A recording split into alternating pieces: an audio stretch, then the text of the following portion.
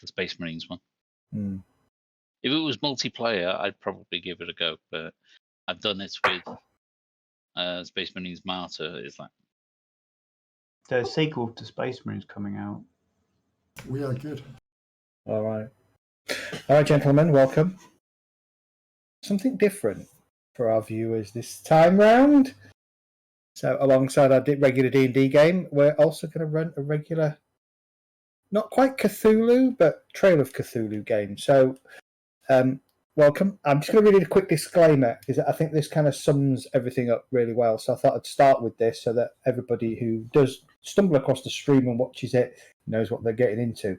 So in the Trail of Cthulhu rulebook, it says the following. This game simulates mental illness as seen in Lovecraftian and Lovecraft-inspired fiction and gaming. It should not be confused with real psychology, even the real and mostly outmoded psychology of the 1920s and 30s. Although no disrespect is intended to those suffering the real-life effects of mental illness, we submit to those concerned by this issue that horror is meant to be irresponsible, disreputable, and upsetting. Mehdi, you're not live. I am. Well, it says you're not. No, it'll take a moment and it'll catch up. So just bear in mind, this is very different to D&D in that we are going to touch on themes of mental health, on horror, and perhaps other things as we go through the game. Game is set in the 1930s. We start off in the US, and we'll see where we go from there. I said we start off in the US. That kind of gives a clue as to what might happen in the future as we go through the game. One never knows. You might all die before you get beyond the US. Quite possible. And we start in October 1930, October 31st, 1934. Can I just say something, Mehdi? You need to put on your, your information about the game that it's what just said, just so people can. No I'm problem. sure Mehdi will put a disclaimer. Yeah, that's what I meant to say. As we go through. When it goes to YouTube, I'll do that. So let's talk a little bit about the rules before we get into the meat of the game. It's a really simple system. I like the Trail of Cthulhu system because it is designed in such a way that players cannot fail to progress the story. So at no point are the clues that you need to move the game on, or the investigation on, should I say, gated behind a dice roll. I was going to say challenge accepted that we can't progress the game. I'm sure. 5 minutes in, party wipe. There we go. I suppose the counter to that is you have to think about how to apply your character's skills and knowledge to the situation to ask the questions to unlock the clues that you're looking for. Characters have... I'm just going to grab Alfred here. Characters have they have 4 skill types: academic, interpersonal, technical, and then general. Usually the academic, interpersonal, and technical are just points. They're pools. They're what's called a point pool.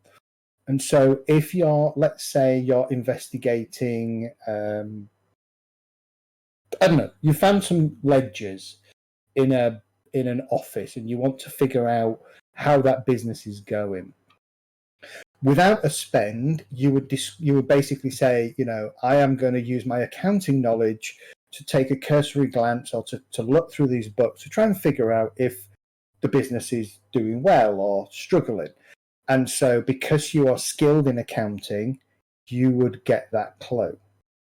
But there might be some other clues that are hidden that you would need to effectively spend 1 or 2 points.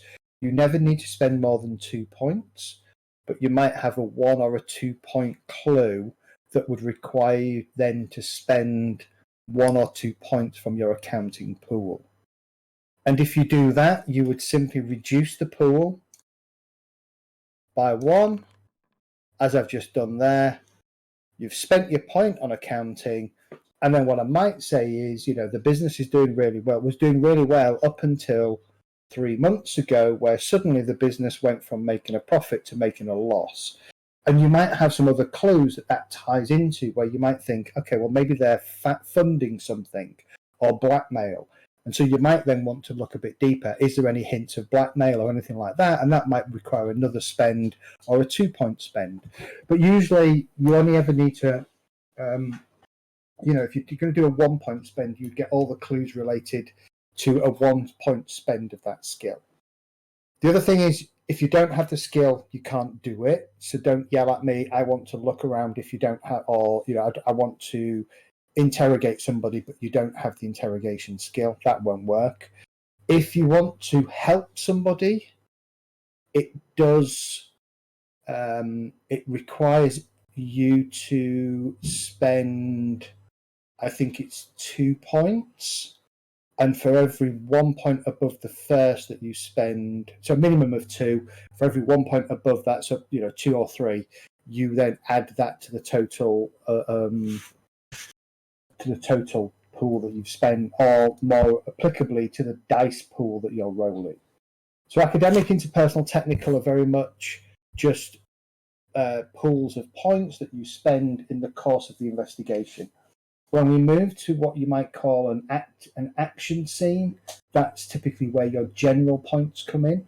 And general points are, apart from the 2 that have the, or the ones that have the magnifying glass next to it, so disguise and explosives in particular, which can be used as a pool to spend in the same way as your academic, interpersonal, technical skills, they are...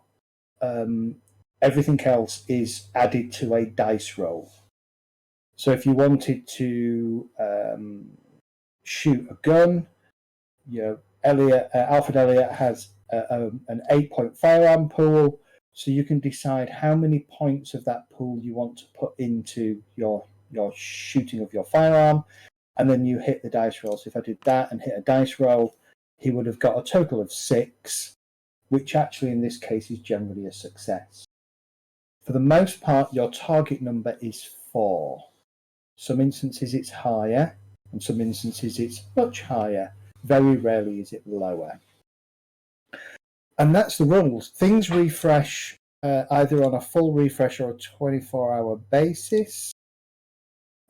So on a day-to-day basis, if you've kind of taken time to physically sleep, I'm not going to call it a long rest, but if you've taken time to physically sleep and rest, then you can have what's called a 24-hour refresh. The full refresh only happens at the end of a logical part in the scenario or the campaign. So in this sense, the way I tend to break this up is the general skills only refresh at the end of a chapter in the book. So bear that in mind, because some chapters, like the first chapter, are very quick, and other chapters might take several game sessions.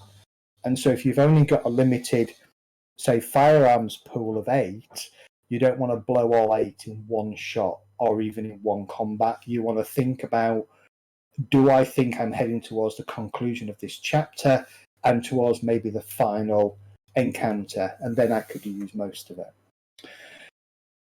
You have your health. If your health drops to 0, doesn't mean you're dead, but then you start taking, I think it's serious wounds, and that does impair your character. You have sanity. If your sanity drops to 0, game over, man. And you have stability. You can have a low sanity and a high stability and be functional in society. You can't generally have a low sanity and a low stability and be functional. Stability can go to -11. At that point, you start to take sanity loss. Once you hit 0 sanity, your character is pretty much game over. What's the difference between sanity and stability then? So stability happens, so as an example, you corner a thug comes at you with an intent to kill you.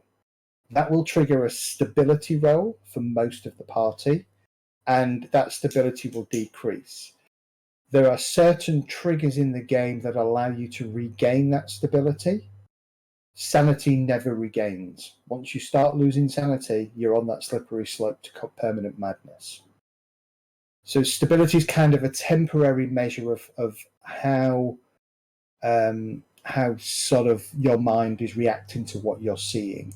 And stability loss is incurred not just because you encounter the mythos, but also because you encounter something that is unusual, like a guy coming at you with a knife, somebody taking pot shots at you with a gun with an intent to kill. All of those things can trigger stability losses.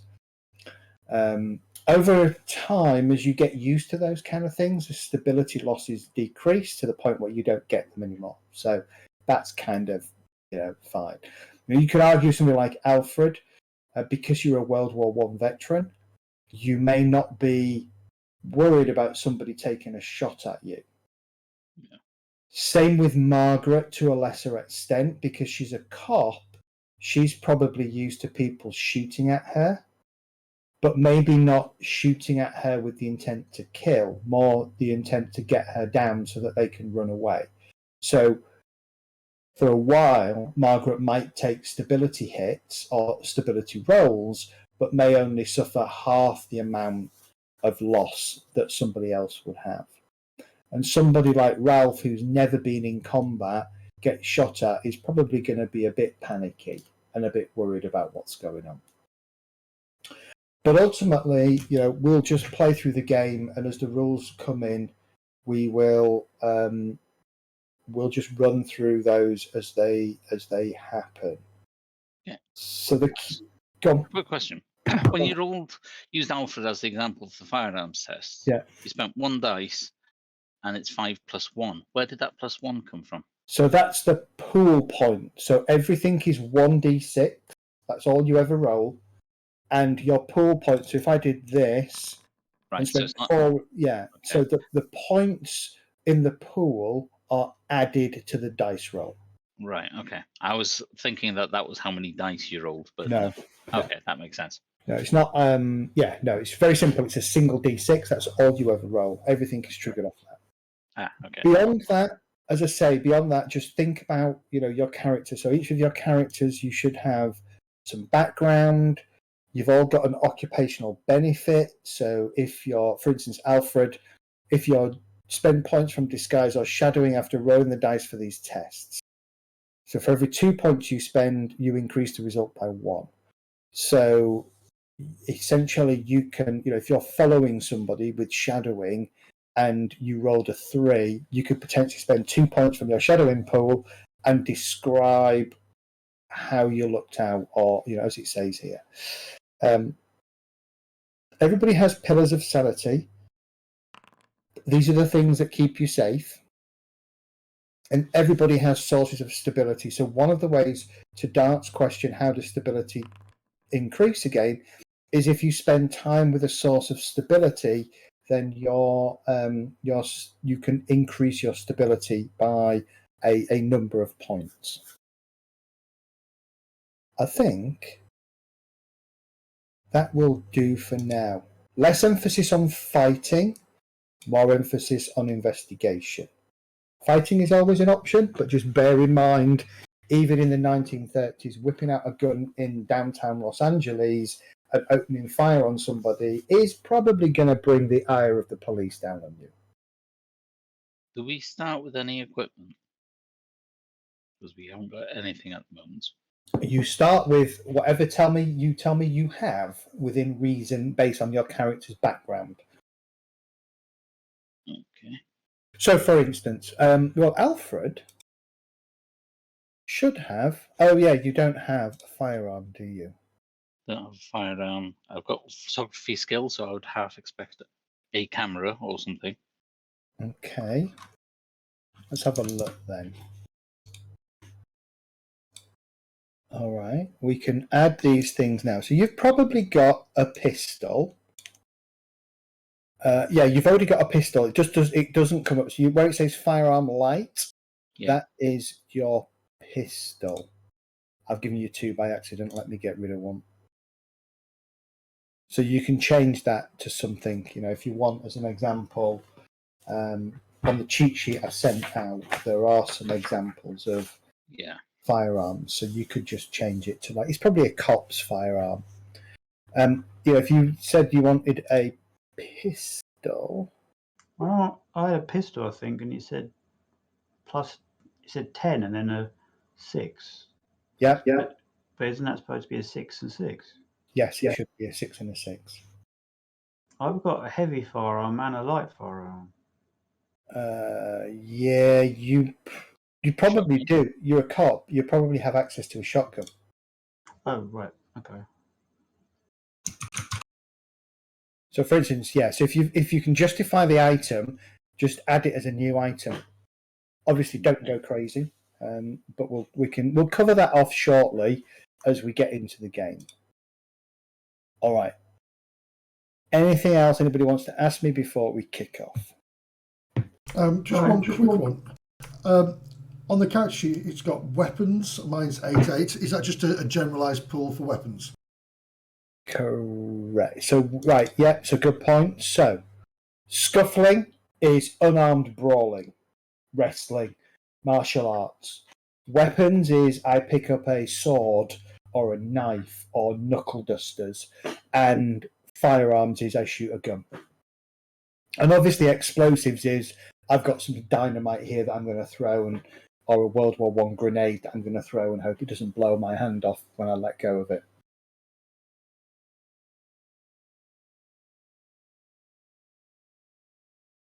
All right. Yep. Oh, it says I've got firearm. Oh, is it? I've got a knife, a machete, and police baton. Yeah. So you've got far too much there. So and a sword.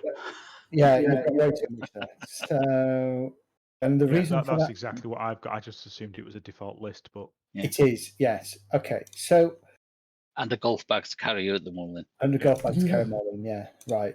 The other thing is, right. So you've probably got, I would say, looking at Margaret, she probably has readily available that she carries a police baton, obviously fist and kick.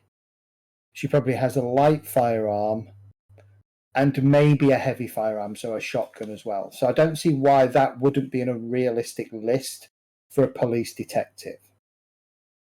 I also need my police badge and, If you want a police badge, just add it as an item. Okay. Ooh. No. Like that. All right. Quick question, Sorental. What's the spec on the sword? Don't know, it's been deleted now. All right. Well, Joseph would probably have a sword, right? Well, foil, yes, yeah. plus Foil. 1 damage. Well, hold on. See, the really thing is, I just When you do say that. he's a delinquent, do you mean like he's a street rat? What do you mean? What you say? Sorry, a dilettante. What's that mean? So The opposite. Yeah, very opposite. So dilettante is a playboy. Oh, I thought it said I thought it said delinquent. No. It's a person who cultivates an area of interest such as the arts without real commitment or knowledge. So, you could be a dilettante in safari, right? You like the idea of safari and going to see animals or even hunting wild big animals, but you never really act on it. And NUI, the drive, is all about I'm bored. Somebody else is doing something that I want to do because it looks dangerous and exciting. Mm. So I think Alfred and Joseph are NUI. Margaret, your duty. So that's your duty to your job, your duty to the American Constitution and upholding the law. And then Ralph is thirst for knowledge, above all else. And there might be situations where I bring these into focus.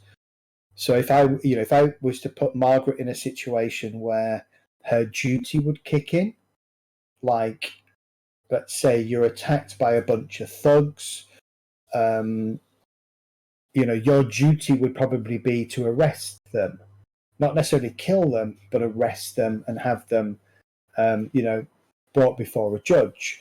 And so it would be your choice to either act on that duty, and that might be to the detriment of the rest of the group.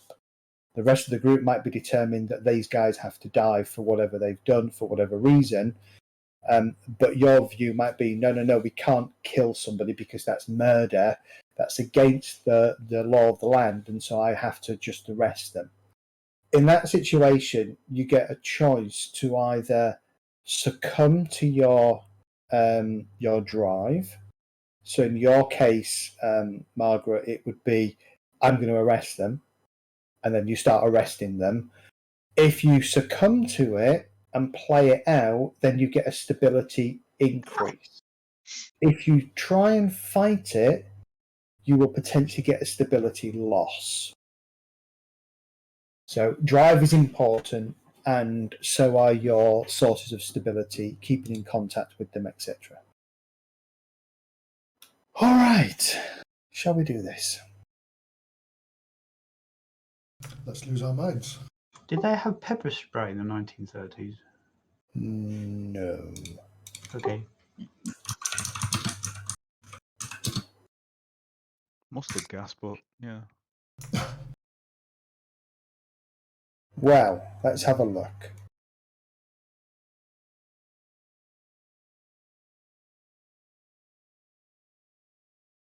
No, mace was invented in 1961, which formed the basis for pepper spray. The other thing as well is, by all means, use use a search engine. If you're thinking of something, is this available? Have a look to see if it was available in the 1930s. If it was pre-end of 1934, then there's a valid reason you could have it. If it's post-1934, you've got to wait for the timeline of the game to catch up. Cool.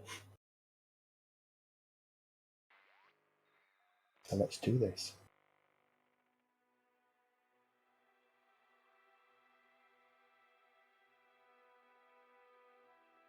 Music playing in the background. Okay. So at the end of September 1934, each of you,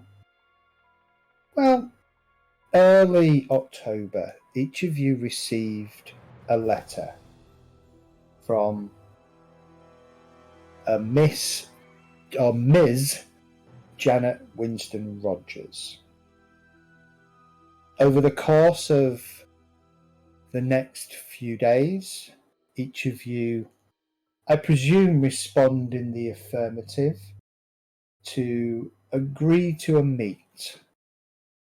The meet taking place, oddly, in Hangar 5 at the Floyd Bennett Aerodrome to the northeast, I think it is, of Manhattan in New York.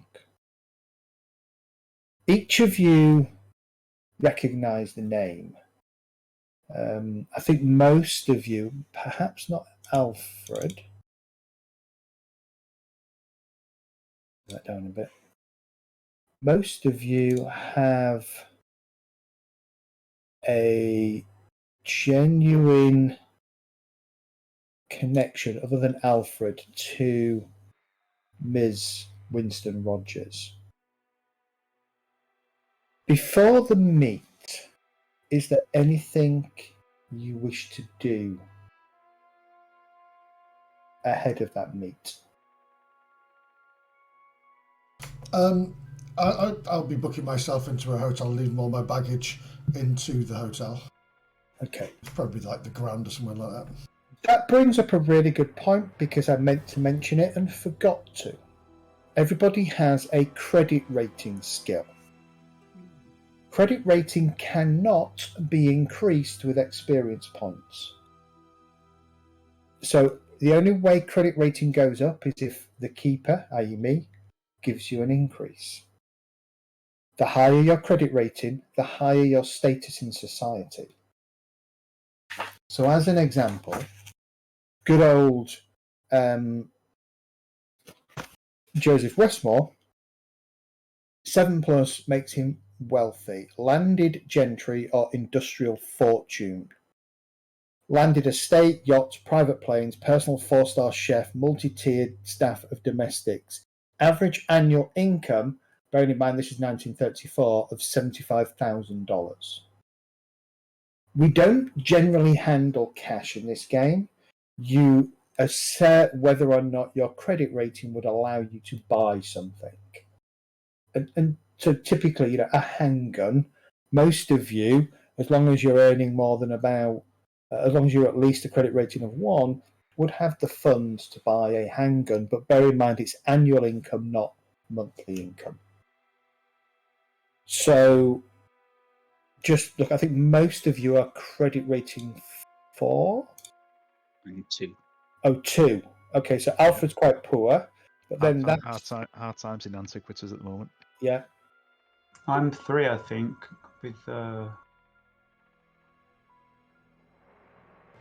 Yeah, so credit rating 2 makes you working class.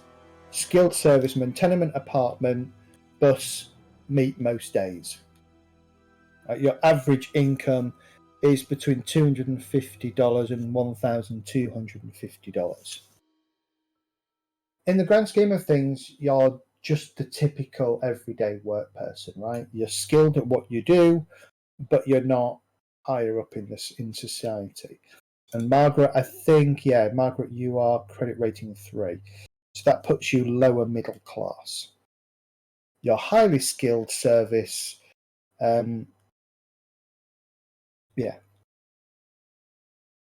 So when you get your letters, to Joseph, $500 retainer, or $1,000 retainer, $500 paid up front, $500 on completion of whatever she wants you to do, is pocket change to you. It's a month. It's probably a couple of weeks spend. Yeah. Whereas to the rest of the group, $1,000 is a huge amount of money, and you could easily live off that for the next 12 months. And that's possibly part of the drive that you have in wanting to figure out why a stranger or why somebody loosely would want to offer you $500. I did think that was a bit cheap, $500 a month. It works out to about 11,000 by today's money a month. Yeah, I kind of figured that afterwards. I looked into it to make sure. If you think that, back in the 70s in England, you could buy a house for about 1,000. My parents bought a house for a couple of thousand. Yeah, so imagine 500 back in 1930s. It wasn't 1,000. I think it was 10,000. Or something. Yes. So $500 in 1930. Let's do it properly. 1934 is worth 10,000. Yeah, 10,700. So she's offered you about 22 grand for a month's work. For a month's work, which is a huge amount of money. Okay, so Joseph, you're going to check yourself into one of the rather luxurious hotels. Oh, yes, indeed. In Manhattan? Yes. So you're a little bit of... Okay, got it. No problem. Anybody else doing anything in particular? Have we met? Are we met up or just... Not yet. Not yet. You're all on your own currently. I'd probably be checking her out to find out what information I can on her name. I'm guessing someone that's wealthy will... There'll be some knowledge about her, like where she's come from. Is she gentry or...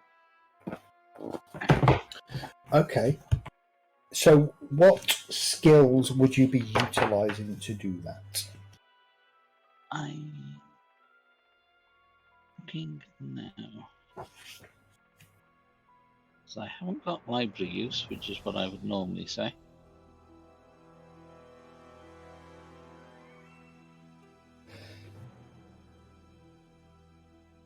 There isn't a standard investigation thing. There isn't, is there?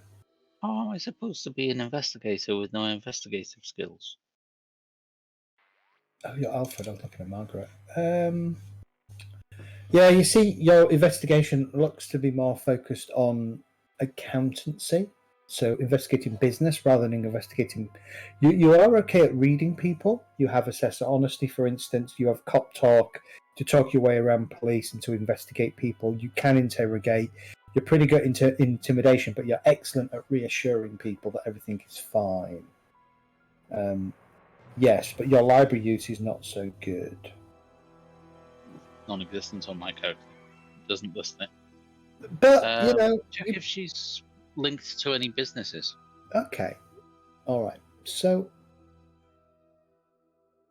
she is indeed linked to a rather successful pharmaceutical company that appears to be in the name of Westmore, specifically one. Sorry, not Westmore. That's her. Yeah, That's Winston. her. Winston Rogers. Yeah. So specifically, it's I don't know where I got Westmore from. That's my name. That's your name. That's why I picked it up. Yeah. Winston.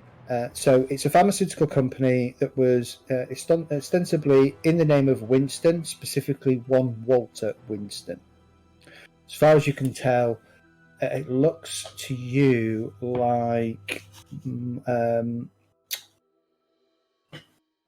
Janet is his daughter.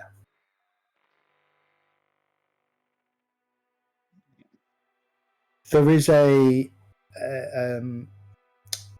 sort of as an extension of that, there is an item in a recent newspaper dated back in August of this year that suggests that the founder and the founder and then president of the pharmaceutical company had passed away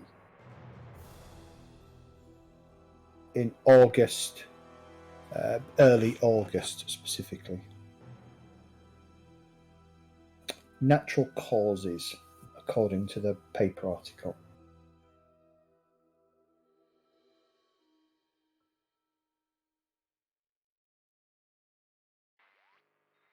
Okay. So she seems above board and all fairly. She could potentially be the new leader of the company, but I don't know how it works as to women being leaders of companies back then. She could indeed.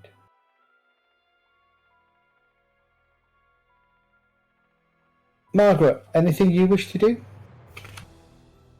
Well, I've already met her, You have already met her, yes. and she's donated money to a police charity fund. I had to giggle when I read that. It won't mean anything to anybody else, but it'll mean lots to Sorentar. The old orphans fund, is it? The old donation to the policeman's ball or whatever it was from Shadowrun. Yes, indeed, Margaret, you have met her, and the lady has been asking you for at least a month if you have any time off, whether you'd be prepared to use that time off to help her in a specific endeavour. She has not elaborated on what she wants from you, though. Yeah, I don't know what she wants, to be honest, really. But she just did say, make sure your passport's in order. Correct. Okay. Ralph, anything from you? No, I will finish up. I'll just finish up. Finish up in the shop. Okay. Go and grab something to eat. I'll take my travel documents and my notebook with me, Okay. and a pen, and then I'll just take a casual stroll along the marina, along Marine Park. It's only about a 3-mile walk, and then just walk down to the airfield because I'm based in Brooklyn. Okay. No problem. So, what kind of time are you aiming to arrive? Bear in mind the invitation says 9 p.m., which is quite late for a sort of an appointment. I'll aim to get there at 8:30.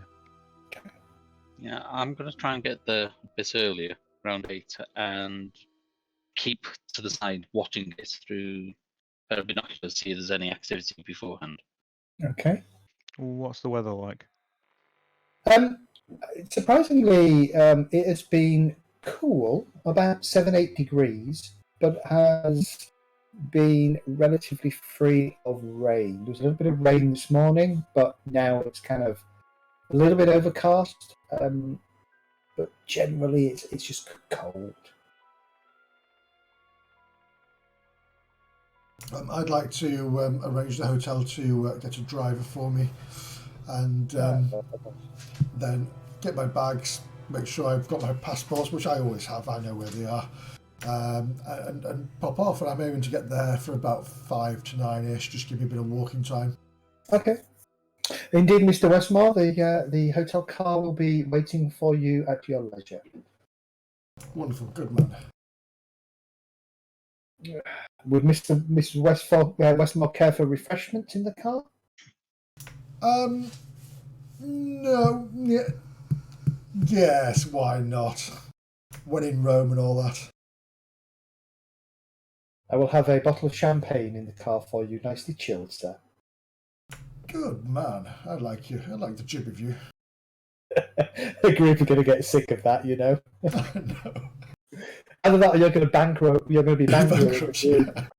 Not bankrupt, but bankrolling. Okay.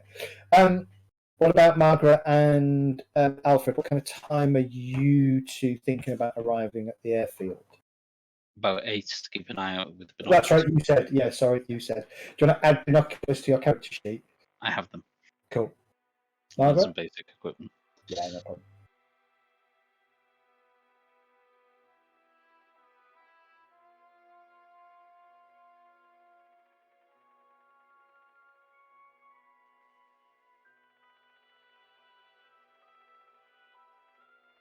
So each of you arrive sort of between 8 and 9 o'clock. What you discover is the airfield. It's a busy airfield. It's not busy compared to modern standards, but certainly, generally speaking, it is a fairly busy airfield. So from the air, this is what it looks like. You arrive at this kind of central building in the middle, and where you can see all sort of what looks like people or cars around it. And then you're directed to Hangar 5, which happens to be to the sort of the north on this photo. Unfortunately, though, as you kind of get to the doors, you know, you're kind of asked where you're going, and you explain that you've been invited to a meeting in Hangar 5. You're explained to you by one of the stewards that you can't simply just walk out into onto the airfield itself. A car will be made available, or actually, a car has been made available for you to use to take you over to the airfield. And the steward directs you to what looks like a rather nice sort of classic 1930s sort of sedan town car. And there's a gentleman there dressed up in sort of a black suit, white shirt, black tie, cap. And he's just stood there waiting for you. And as you're kind of directed, he looks at you individually, asks your name, checks his kind of little clipboard and nods, and then takes you over to the hangar. And this kind of, those of you who arrive sort of half an hour early, you're taken over to the hangar a little bit early. Those of you who arrive closer to 9 o'clock, you've got Joseph who arrives sort of 5 to 9. What time, Alfred, do you kind of head down to try and get yourself to the hangar? Probably about 1:45 to get to where the car picks people up. Okay, no problem. Margaret? Yeah. What kind of time are you going to arrive? About half an hour before. Okay. Actually, then, Margaret, as you kind of come through the airport, and you kind of you talk to one of the stewards and you explain what you're doing, and you're taken to this car. You can see that another gentleman has also been guided to the same car as you. So, Ralph, do you want to describe yourself to Margaret? Yeah, Ralph on appearance, he's a very bookish, thin-looking young man with wire spectacles. On his back, he's got sort of like brown hair swept across his head. It looks like it could do with a good meal, to be honest with you. On his back, he's got an old US Army haversack, which looks like it's had better times, but it looks quite full at the moment. And he's just looking in a notebook and then just looking and walking over towards the car. Margaret, describe yourself to Ralph.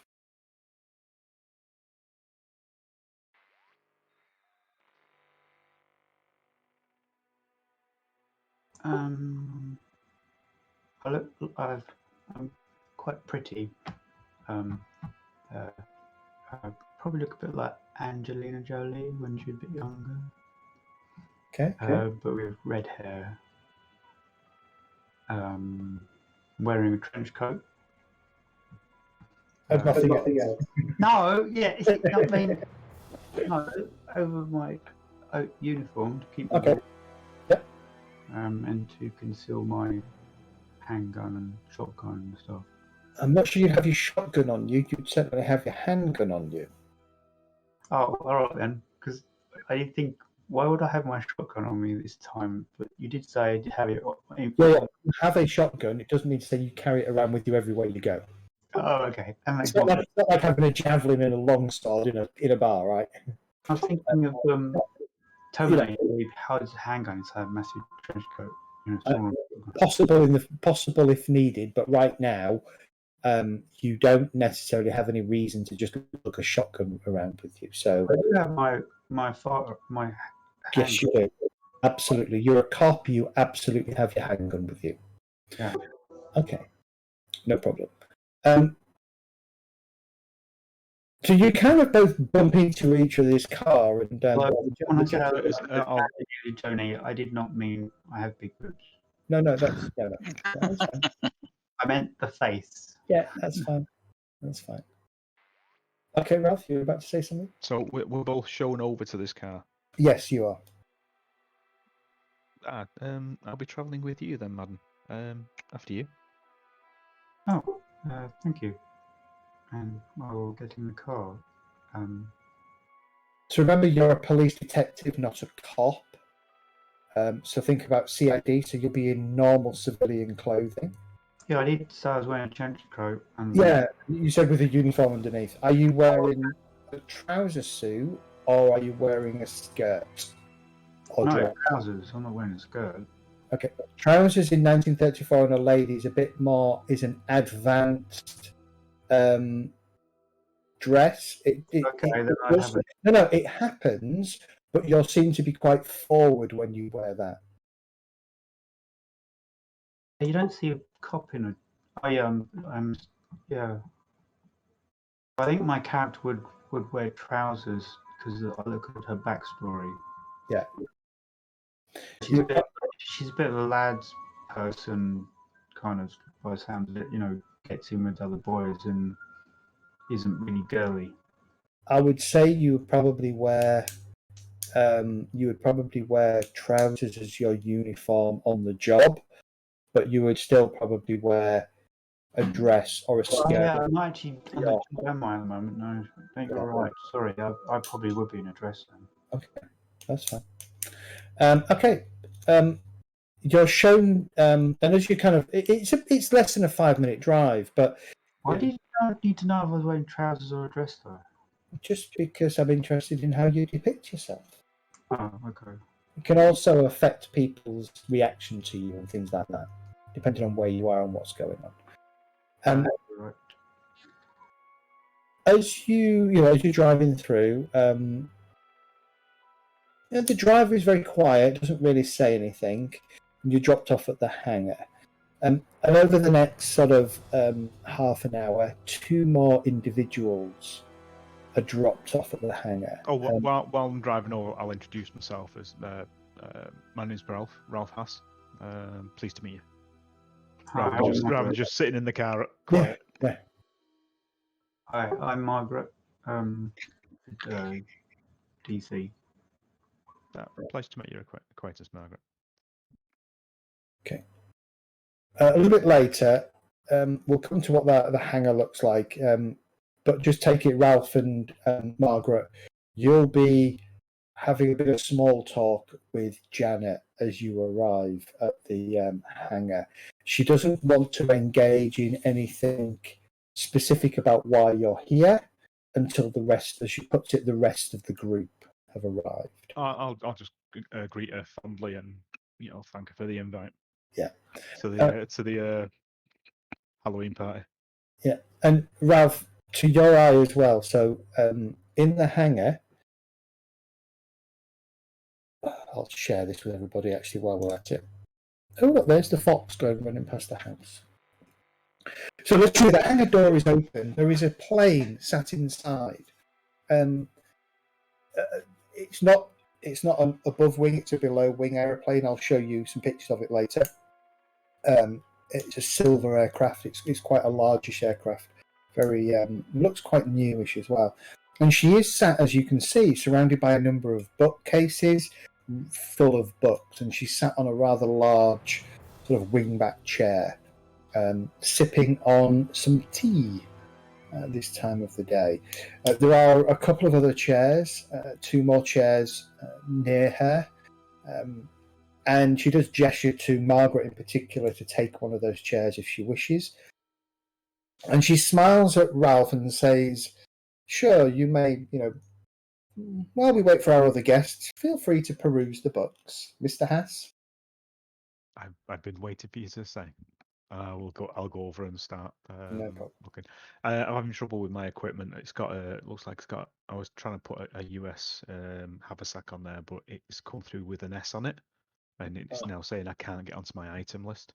Yeah, won't let me add anything to mine either. Hold on. Allow me to do 2, and then the third one looks like it's got corrupt somehow. I'm using paper. Yeah, according to this, I can't see anything on your character sheet for equipment. I've got travel documents, passport, and a notebook. So it looks like it's gone squiffy. But don't mind. I'll just. Yeah, I've got 8 items on mine at the moment, so one of them is new because it decided to add it and then not allow me to edit it. Yeah, it looks like there's some issues because it was having a lot of trouble typing stuff onto it and stuff. It was like going back to the beginning of it. So, what's the name of that thing that officers used to wear, where they had a harness and they had the gun that was underneath their arm? That's it. Oh, this is really interesting. So the character sheets on here have your. Oh, look, I've got loads of stuff for Alfred. I've got binoculars, brass knuckles, camera, first aid kit, lockpicks, passport and travel docs, trench coat. But when I look, let's have a look. When I look, I keep getting an error message saying required field name not present. yeah, that's what I was getting. Well, I could see you putting haversack on there. really weird, because on the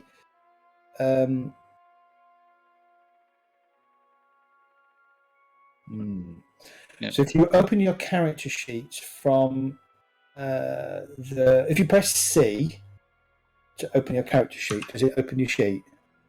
Yeah. Yeah. Do you have your items listed on there? Yes.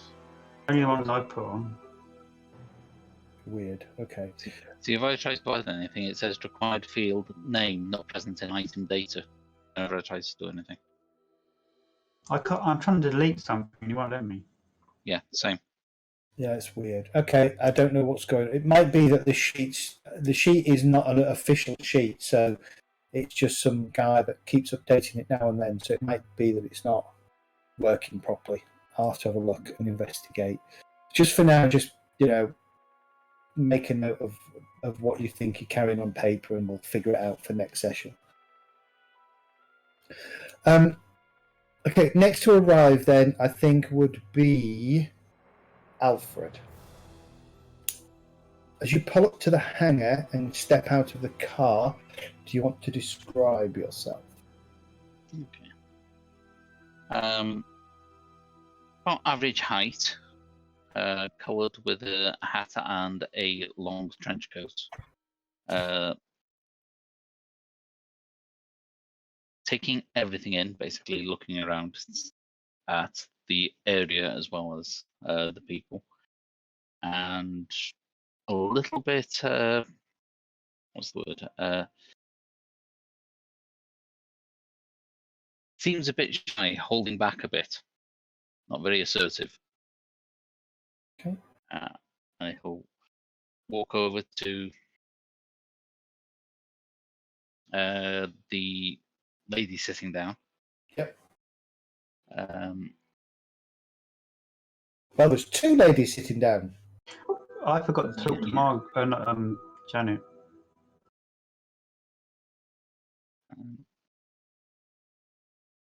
As I approach, I'll ask. Because I was too busy thinking, where's my equipment going? Yeah. I'll probably accurately guess which one Janet is from what I've actually think, and go and introduce myself. I'm trying to remember her name now. Mrs. Winston Rogers. I'm Alfred Elliot. Mr. Elliot. My presence? Yes, Mr. Elliot. Welcome to our small party. If you don't mind, before we get to business, there's one more gentleman that we're waiting on, and once he arrives, then we can get down to business. But thank you for your response and for taking time out of your busy day, your busy schedule to join me this evening. You're welcome. And she gestures. There is a tray with drinks, sort of scotch, brandy, cognac, wine, water, and she just gestures to each of you as you start to make yourself comfortable to help yourself to drinks. Thank you. She sort of somewhat shyly says, "Unfortunately, I don't have any of the staff with me this evening to serve you. So I hope you will forgive my lack of formal decor in this matter."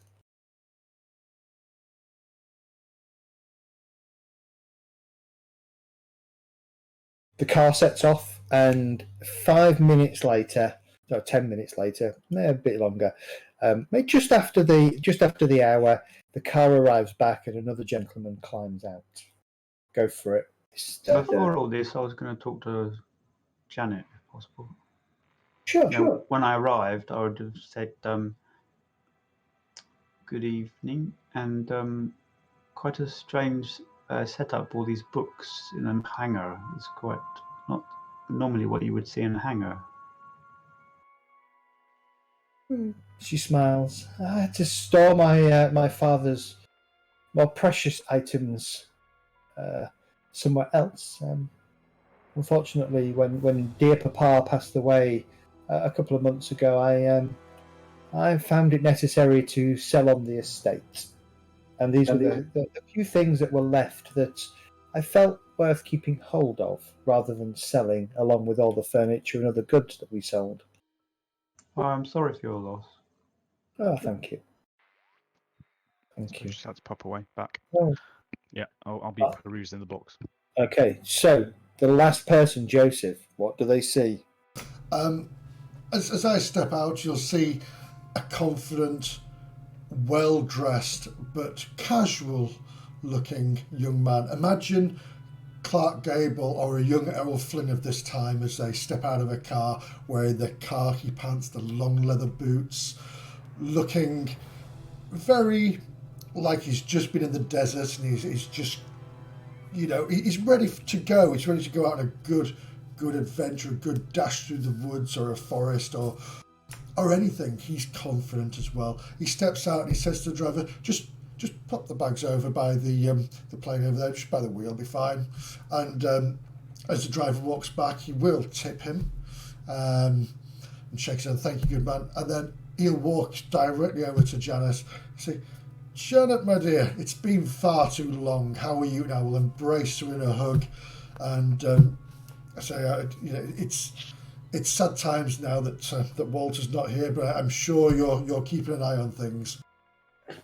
Indeed, it's so good. It's so good to see you, Joseph. I'm very, very glad you agreed to join us this evening. And what the rest of you will notice, that Joseph is the only one that she actually rises out of the chair of and physically embraces and allows to be kissed on both cheeks. The rest of you where appropriate, she's just offered her hand. And if it's appropriate, if you felt appropriate, you would have just taken it and given it that light kiss on the knuckles. But this is the one. There's definitely a familiarity here. She smiles at you, Joseph, and Mr. Keynes. Yeah, I'm sure Mr. Keynes found that exchange rather amusing. And she kind of watches as he undoes the boot and he brings the bags over and he smiles at you and he kind of comes round and stands just a little bit behind Janet. Mr. Keynes here is my pilot. And he does other things for me, of course, but ostensibly I use him as my pilot. Wonderful, Mr. Keynes. I too fancy myself as a bit of a pilot. Do you indeed, sir? Mr. Westmore, I believe, yes? It is indeed, Keen, yes. Yes, Mr. Winston, Mr. Rogers mentioned you a few times on some of our journeys. Certainly said, I think the last one that we took to Africa, he mentioned that you would have found that a fascinating trip and was sad that he couldn't invite you and your father over on that instance. He smiles. I'll buy myself a drink with your tip, he said. Very generous. A pleasure. She looks at each of you, holding your gaze for 5 or so seconds, maybe a little bit longer, trying to get the measure of you before she kind of settles down and kind of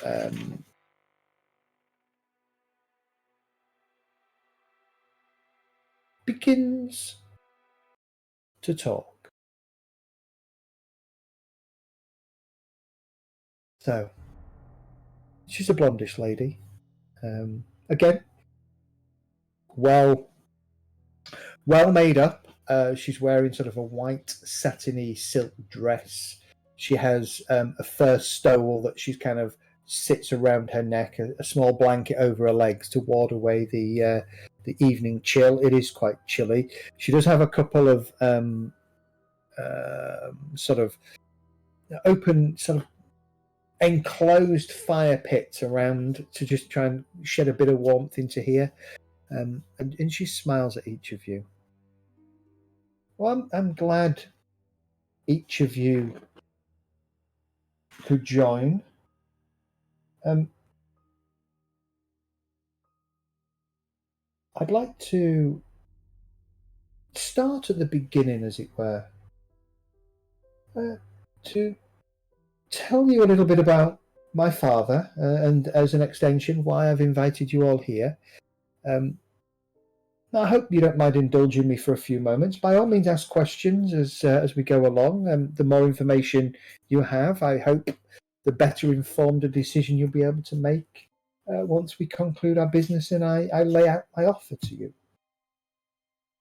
For those of you who don't know my father, and she looks directly at Joseph for a moment, he was a driven man.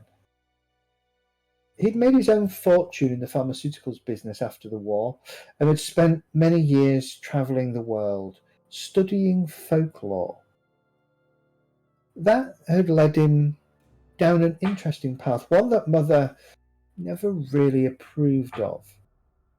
He began to show an interest in the occult, in folklore and fairy tales. He was bent on battling something, but what that something was, I never really could tell. He certainly would never share it with us children, and I never really knew from Mother if he'd ever shared it with her. And we'd watched him get ever more distant, travel ever more often, until 1924 he spent the majority of the year away from home. All that Mother said was that he had gone on the trail of some bad people, but she never expanded on that. She never told me if Father had ever said who those bad people were, so I don't really know. when my father wasn't traveling, he was having meetings. Secret meetings in the drawing room or the smoking room, places where he made it clear that us ladies of the house were not welcome, certainly at those times. What I do know from Mother and from my own observations was these people were not people he generally did business with. Mother and I had our suspicions. Mother didn't like them. And I believe, as did Mother, that they were dabblers in the occult. This thing that my father was chasing, these folklores. These regular visits, these regular meetings, father being away, this started my mother on the path of drinking, alcoholism, and eventually death. But something happened in August 1924, something that changed him. When he came back from his travels, he was a different man. Some might say he was broken. Certainly the alienists that my father spoke to, or that my mother spoke to, all said that he was having some kind of PTSD or psychotic episode. They often wanted to know if he had served in the war, in the Great War. And then he stopped traveling completely. He went from being away all the time to not being away at all. He wasn't a well man. And as I mentioned, he was seeing a psychiatrist for a number of years. He took his big book collection that he'd grown during these travels and he burned all of them. Every last one. And as she says that, her eyes kind of lock on to Ralph's for a second and perhaps register the slight shock of horror, the slight look of horror that goes across Ralph's eyes, how many of those were first editions, how much money is, what were they, why did he burn them? A bit of intrigue. Loss of knowledge. Loss of knowledge, yeah. He barely ate. He would jump at shadows, insisting that he was being watched. He was never the same when he came back in August 24. Never the same. He forbade us, Mother, myself, my brother, from asking anything about his travels, and said more than once that nothing mattered anymore. Mother died in 1932. He hardly grieved. After that, he became more paranoid, more frustrated, and finally passed away earlier this year, a mere shadow of himself.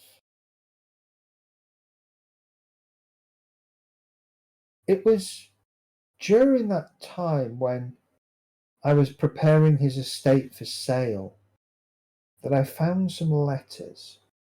And as she says that, on the table near the drinks tray, there is a stack, maybe that kind of size, not too big, of letters just neatly piled on top of each other with a little bow around it, like some ribbon and tied.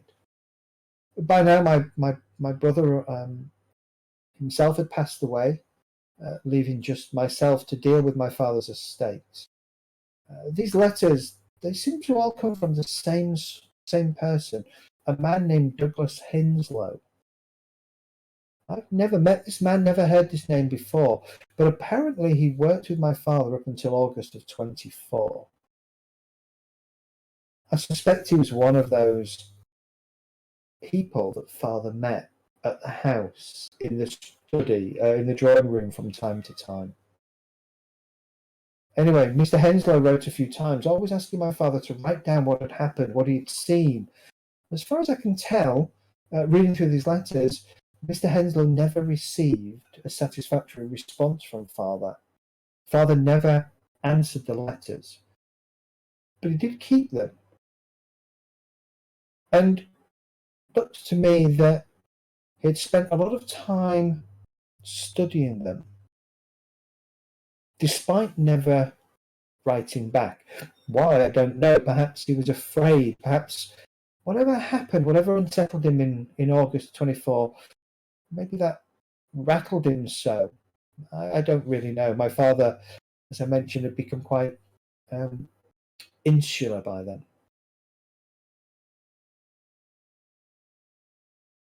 This Mr. Henslow wrote another letter which came earlier this year, just after Father had died. Look at my notes for 1 second. Sorry, what was that, Zed? I'll repeat that. Mr. Henslow had written another letter which came middle of August, just after Father had died. All I have to go on are the postmarks sent from 2 addresses in Savannah, Georgia. I think this man must know what happened to my father in 24, and I want to know what my father was mixed up in, and whether I should be apologising for him, defending him, whether he's left work unfinished, whether I'm in danger, whether whatever it was that caused him to become this shadow of himself after August 24 should be something I should be worried about, I should commend him for. I don't know. It just feels like everything is in a state of uncertainty, in a state of flux. And I just like answers. I'm the last of the line. I'm the last of the Winstons, and I would very much like to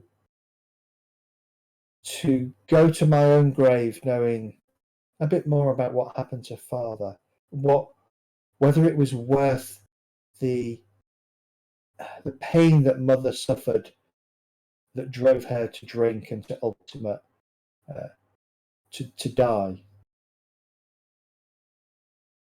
She kind of reaches up and gently touches Mr. Keen's hand, and she says, if you'll do this for me, if you'll go to Savannah, seek out this Mr. Henslow, find out what happened to Father, I'll gladly lend you the use of my plane and Mr. Keen's here, my pilot, the entire duration of the investigation. Just ask that you don't leave the country, not that I think you would need to. You keep me up to date. Time is more of an essence and a factor here than money. Yeah, I'm happy to fund your excursion. And with that, she kind of nods to and looks down at a bag that's just by her, like a carpet bag just to the side of her. Please, and she kind of gestures to the letters.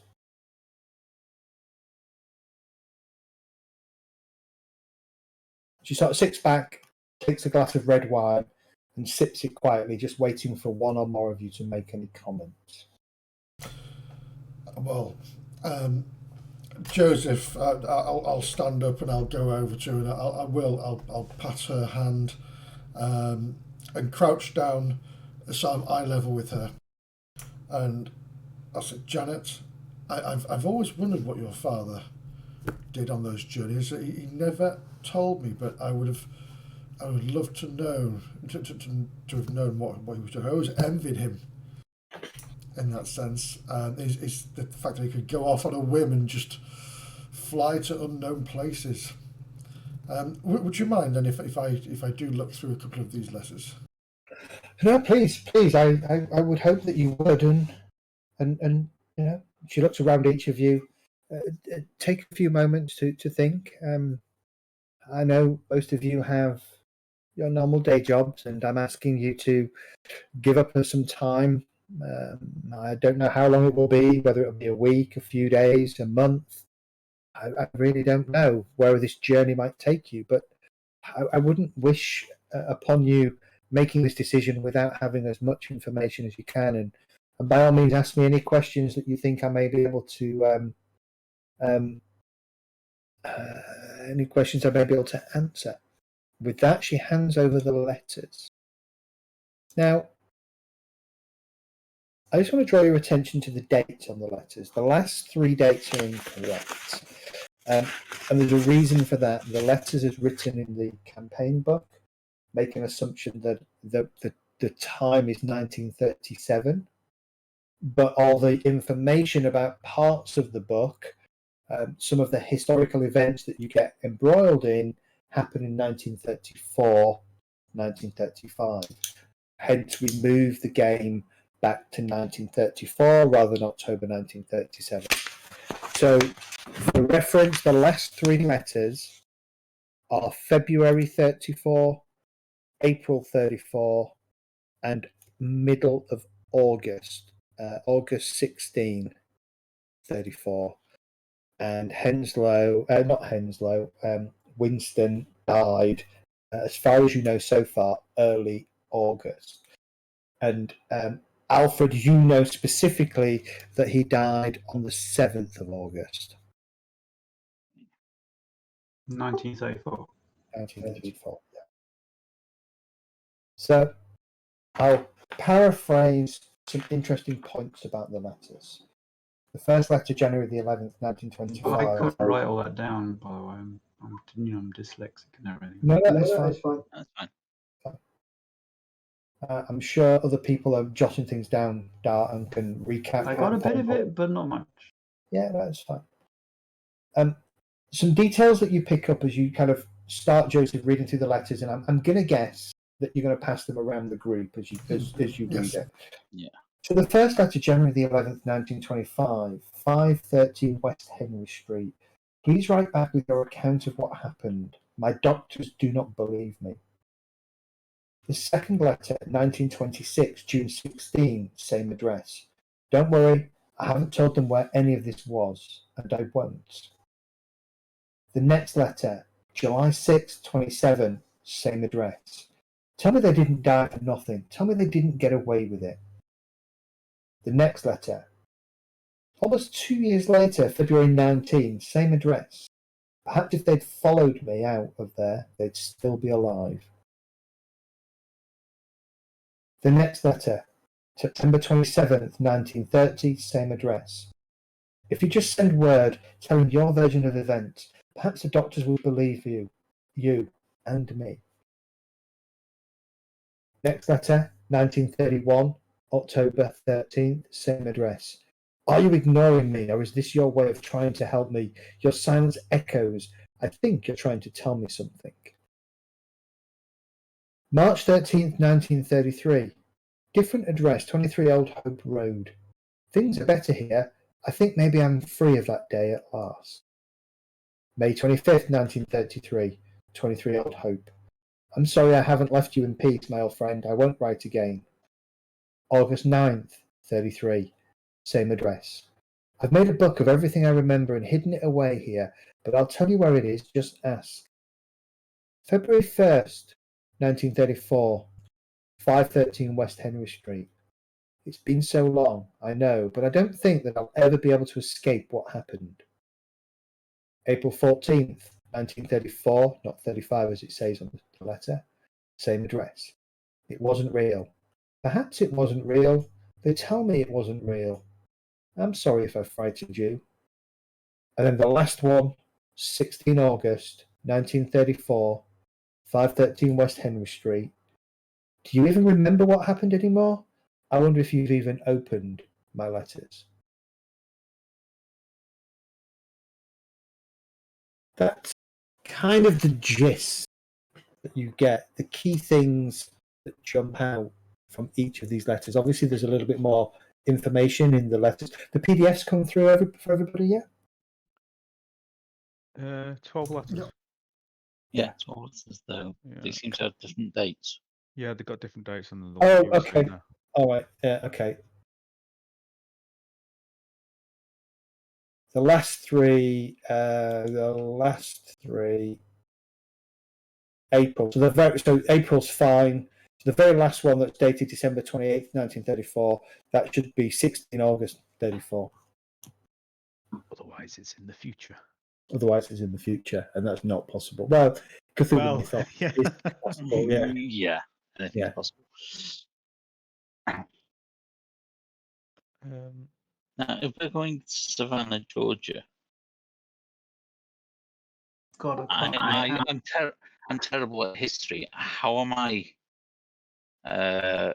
being coloured going to be greeted down there? 1934, I don't. Georgia. It's a southern state. Yeah. I don't think it's bad, but it's not good either. Yeah. If I go down there armed, it's probably not going to be looked upon kindly, I would have thought.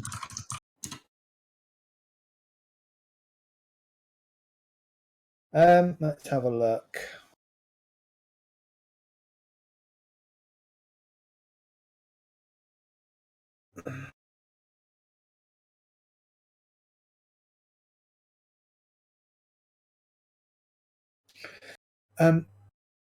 Interestingly, so currently the president is Franklin Roosevelt, Yeah.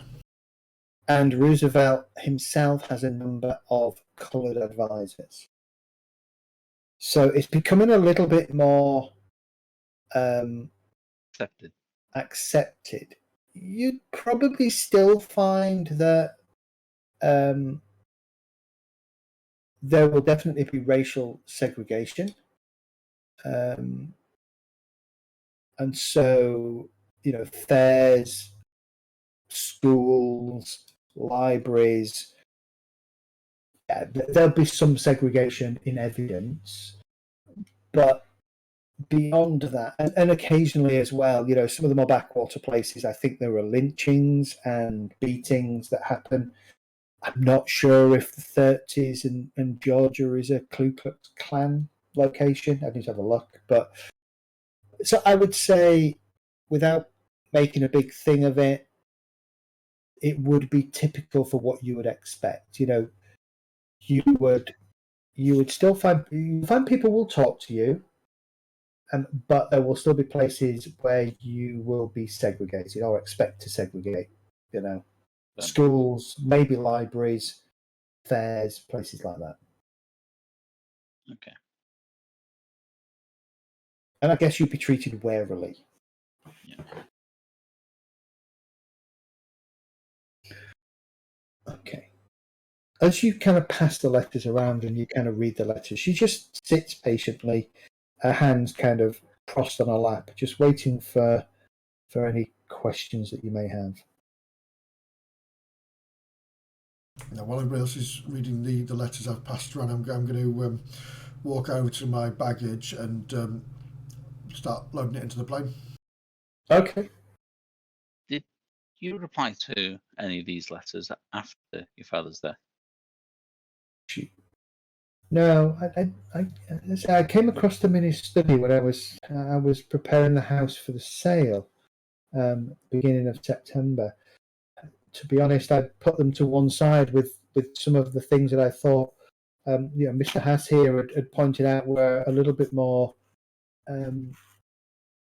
unique and probably worth more than just an average sort of estate sale. I just left them here. It was only when I was starting to think about cataloguing these books for sale that I found the letters and took time to read through them. Zed, looking through these books that are on here, are there any books specifically to do with occult, folklore? Because I'm assuming these were his books, and these are the ones that were more specialized. Is there anything in this selection of books that could? Yeah, so there are a number of books on general folklore.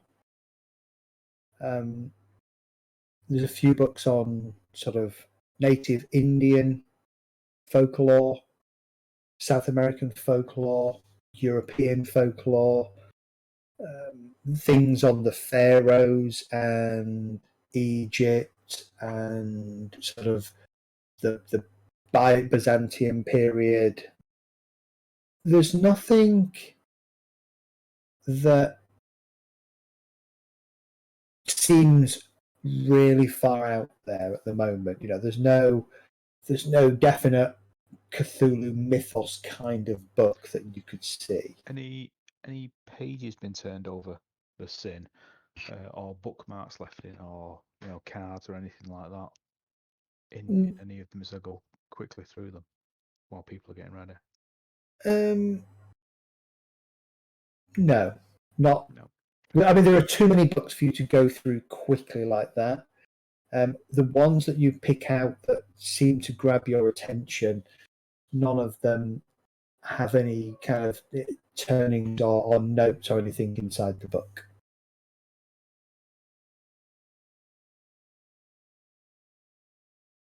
Okay. When it mentioned that he was into fairy tales, did it mention fairy tales from a specific country or culture? No, it seems to be predominantly European and Scandinavian. Okay.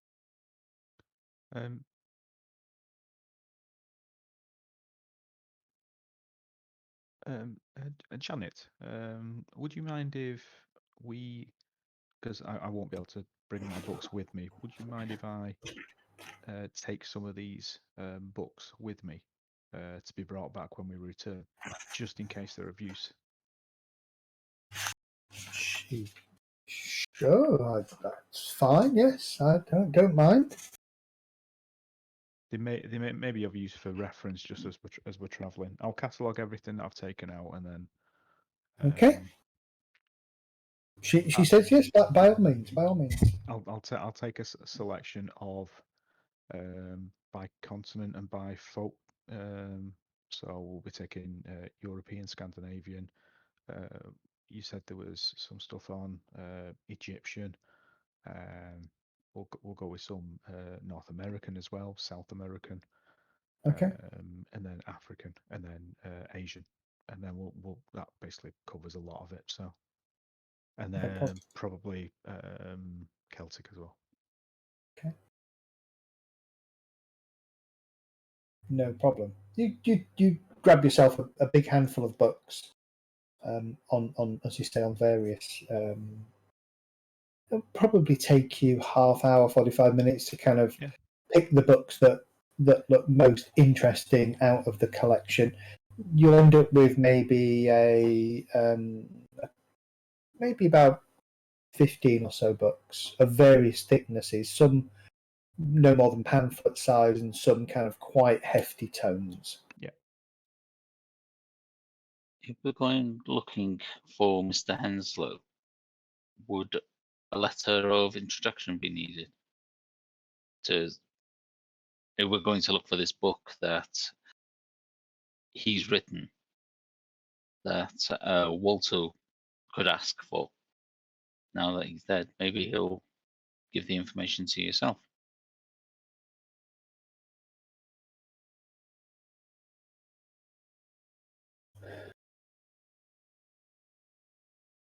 She says, I can certainly write you a letter of introduction.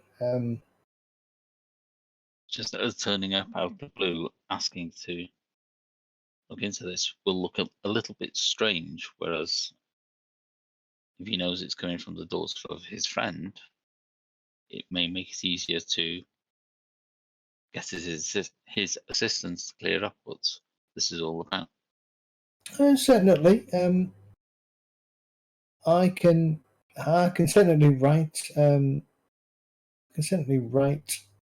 letter for you. Just I was only 17 at the time, and I don't ever recall meeting Mr. Henslow, but I think I agree with you. It can't help, can't harm at least. If you give me a few moments, and she kind of gets a tray with some rather nice kind of thick paper with her house address on the top, and she kind of pens a very quick introduction. Takes about 5 minutes to let the ink dry, and then she carefully folds it over and puts it into an envelope and writes, Mr. D. Henslow, Savannah, and hands it over to you. Sort of catching half of that conversation as I'm walking back from the plane. I'd just like to say, Janet, hasn't your man Keen here met this Henslow? I thought he was your father's pilot, wasn't he? He was, but Frank kind of butts in. Yes, I was more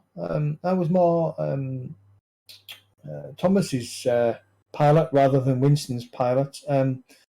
I did fly the Winstons a few places, but I came into employment at the beginning of 1931.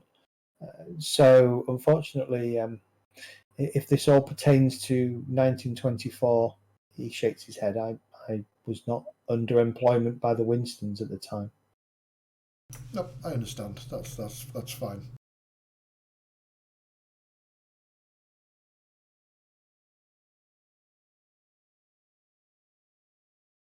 Looks like the equipment's dropped off again. But I basically, can't even open my character sheets at the moment. yeah, it won't open mine either.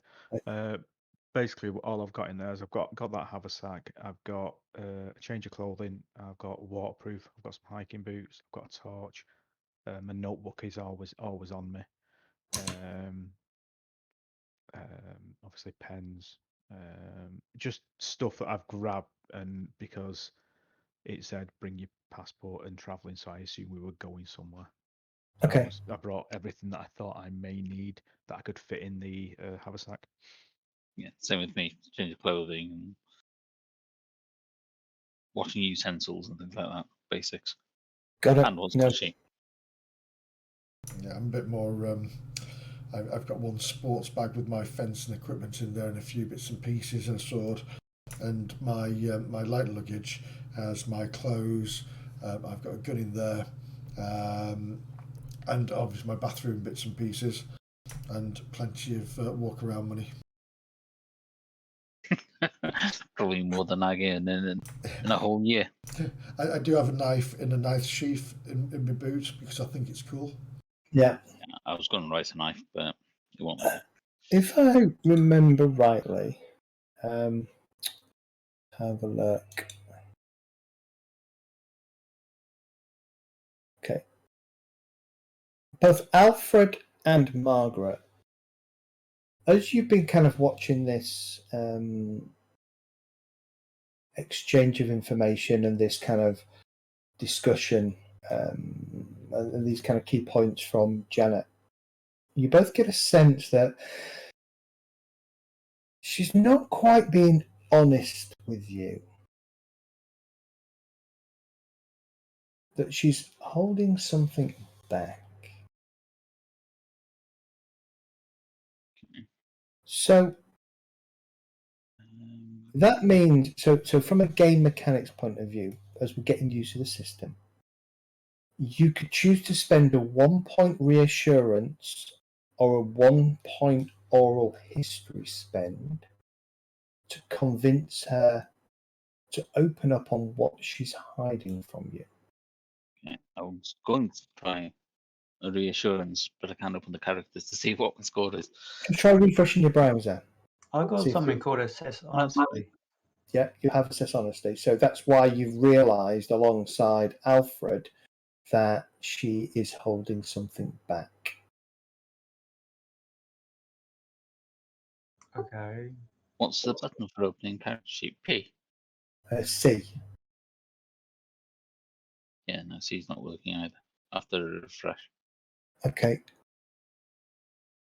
Have you got the icon with a pair with what looks like 3 people? It's called the Actors Directory Yes. at the top. Yeah. Click on that, go to PCs, and you should see your character sheet in there.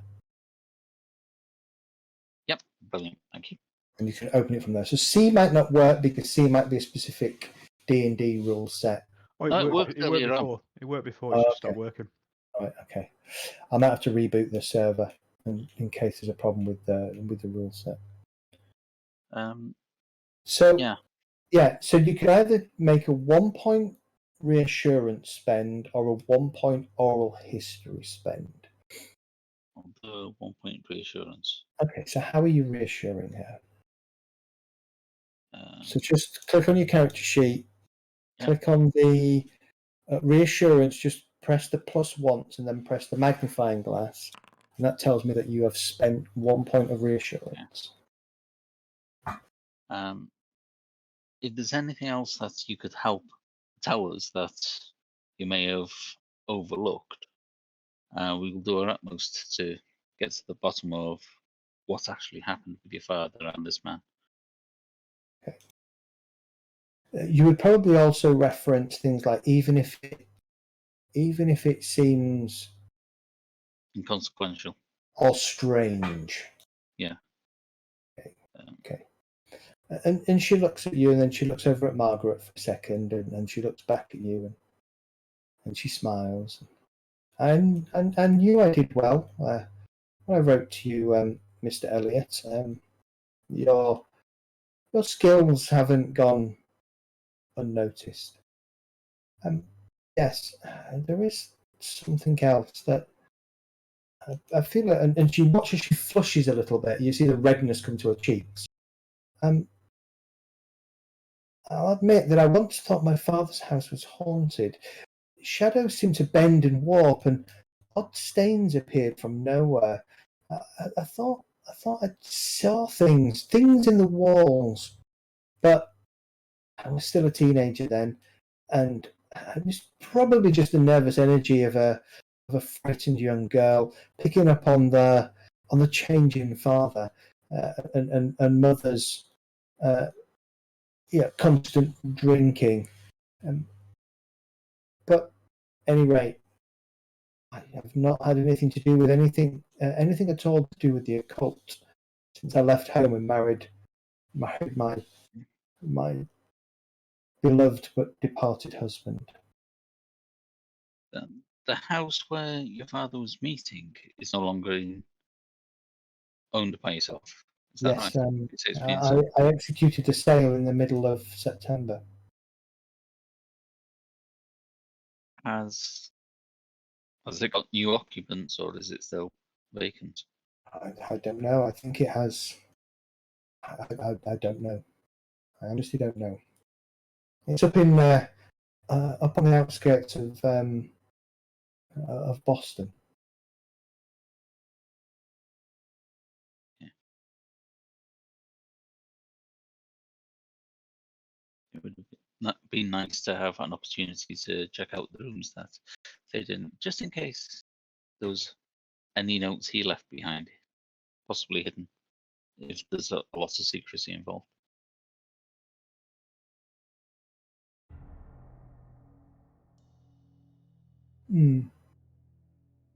I don't know. Perhaps you could visit, but I don't know. I don't know if there's anything you'd find there, but maybe it would help. Maybe it wouldn't. I just want to know what happened to Father in 24, and that's all I'm asking, ladies and gentlemen, is that you just tell me what happened to him. The bookshelves in the that's with us at the moment, they look like they're from the original house or something that's... The bookshelves from the original house. Yeah. I'll have a quick look around them, see if there's any hidden compartments in them. Just in case. No, you don't find anything. Yeah. They just look like rather nice oak stained, dark stained oak bookshelves.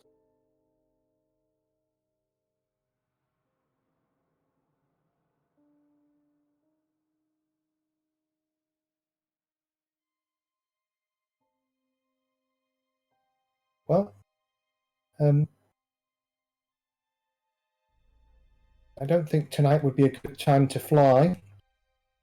And she kind of glances up at Frank, who nods and says, "Well, yeah, I do have nighttime flying license, but I prefer to fly during the day if at all possible. May I suggest that we meet here at 8 a.m. tomorrow morning, and we can depart for Savannah, unless you don't feel this is something you wish to pursue." 8 AM sounds fine to me. No, that sounds fine, Janet. I'm just I just put my bags in the plane though. Ah, yes. You can sleep on the plane if you wish, Mr. Joseph, Mr. Westmore. Do you know, Janet, that would be an adventure, wouldn't it? Do you have some more of this wonderful, these wonderful spirits you have here? Yes, I do. We have a rather well-stocked bar on the aircraft. Yeah, definitely staying here tonight. You don't mind? I'll stay on the airplane as well. Make it Um, easier than travelling back So in. what you find with the aeroplane is that there are some very nice. A section of the aircraft is got sort of. Let me show you. Is rather nice. It's got sofas and Ooh. leather kind of wingback chairs in it. And then the back end of the aircraft is sort of bunks, like more seating that can be turned into bunk beds. And there's like a washroom at the fore and the aft of the aircraft. And Yeah. it's, as things go, it's a very luxurious, personal aircraft. You can't beat the 1930s because they just put a house inside a plane. Absolutely, house inside a plane, and you can smoke in a plane. Oh yes. Okay. And this is what the silver sable looks like outside. So it's a DC-2, but it has some modifications that will later on appear in the DC-3. Very new. It's Very new. new. Yeah. Yes. Only came out in early, sort of like mid 34. Yeah. It's kind of a DC 2.5, DC 3 kind of aircraft. It's custom built for the Winstons. It probably costs, 20,000-30,000? Not even more than that, to be fair. More, I think. Yeah. Worth that. But it is a nice aircraft. And certainly, Joseph, you're kind of excited by it. Mm. Okay. So as night falls, you all either stay on the aeroplane to sleep or you go back to your homes, your accommodation, spend the evening. We'll go ahead and take a 10-minute break. Awesome.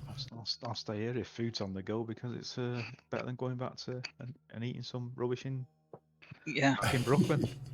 Yeah, exactly. Yeah, this is more luxurious than my own home. It's bigger. Probably, yeah. Indeed.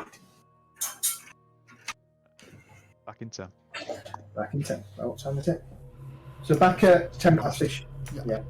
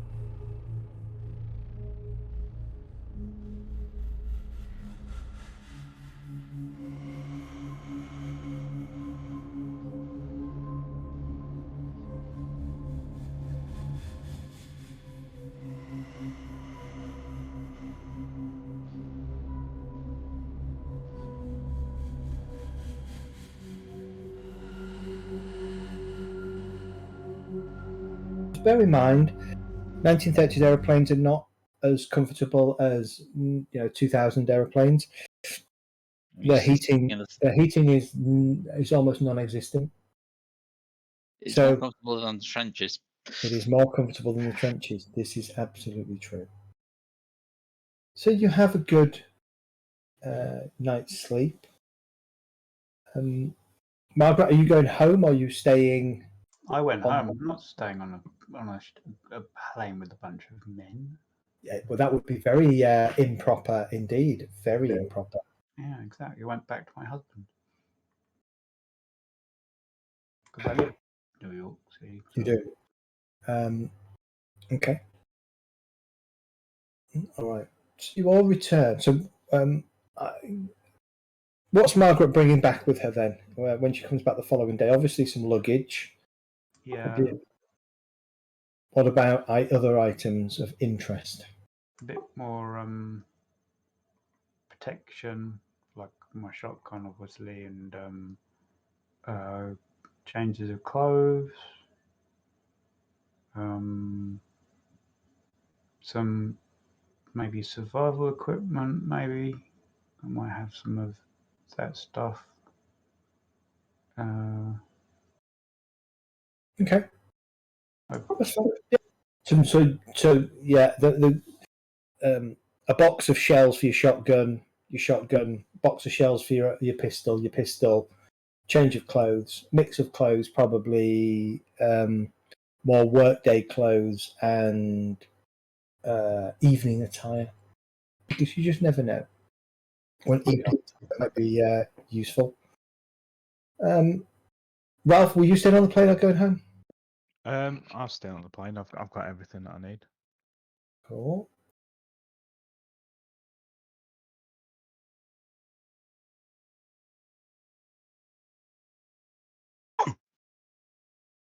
Joseph, you went back to the Grand? Or did you say, oh, you were going to stay on the plane, weren't you? I stay on the plane, and when morning comes, I shall go to the bathroom, have a shave, and make myself as presentable as I possibly can be. Cool.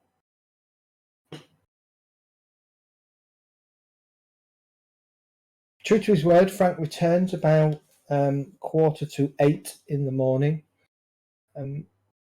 Taxis the plane out just outside the hangar and arranges the refuel truck and starts to get everything ready.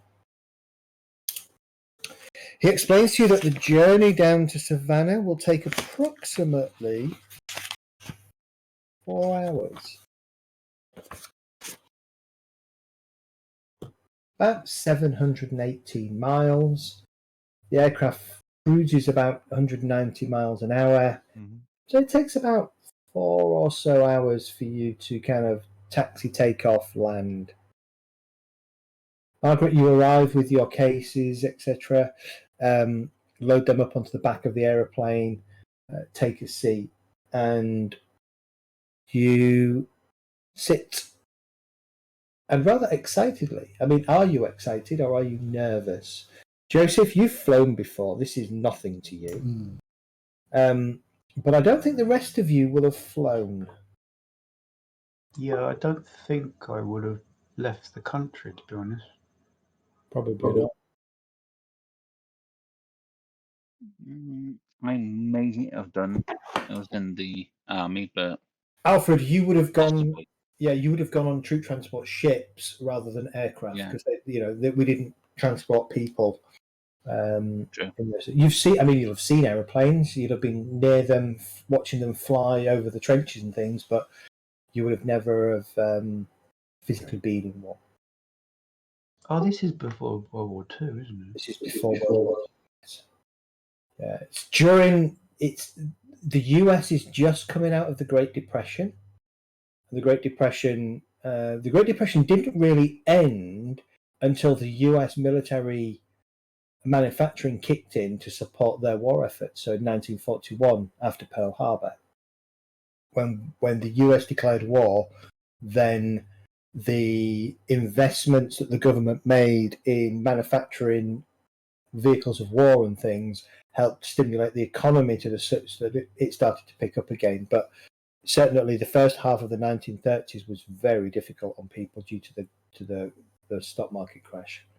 Nothing like a good world war for economic stimulus, is there? Exactly. You know, and it rippled westward. So a year or so after it hit the US, in fact, probably not even a year, it hit the UK, and then it hit Europe, and then it carried on into Japan, and just, yeah, the ripple effect was awful.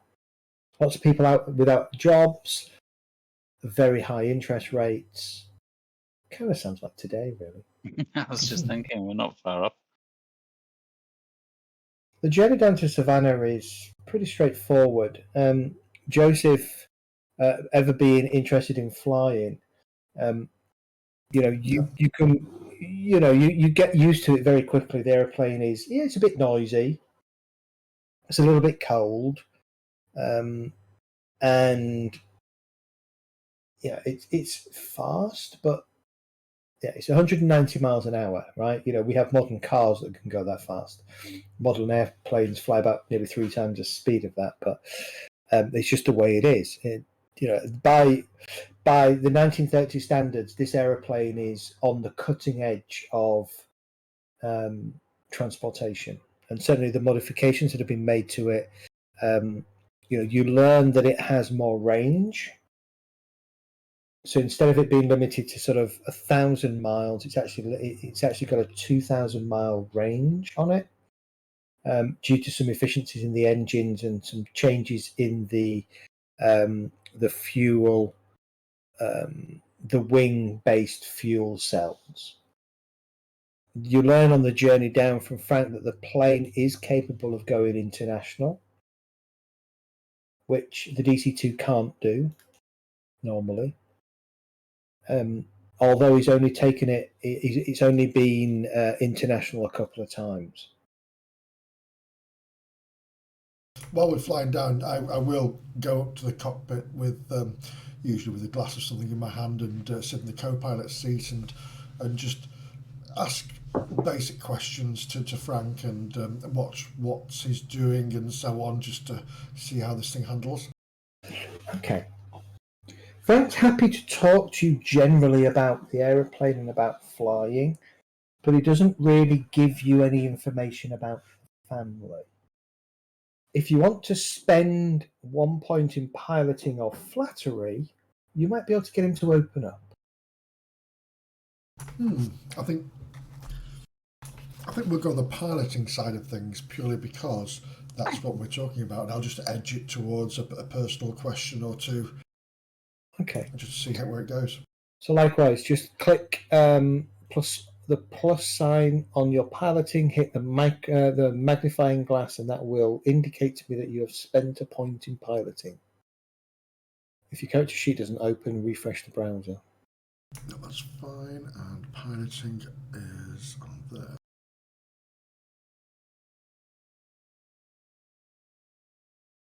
There's no magnifying glass, there's just literally a dice thing rolling. Oh, piloting is... it's a skill, isn't it? It would have to be flattery. It's a general skill, isn't it? Yeah, it has to be flattery in that case. All right, just click one, and then... Yeah, have you got flattery? Use flattery. Yeah. Spend a point in flattery.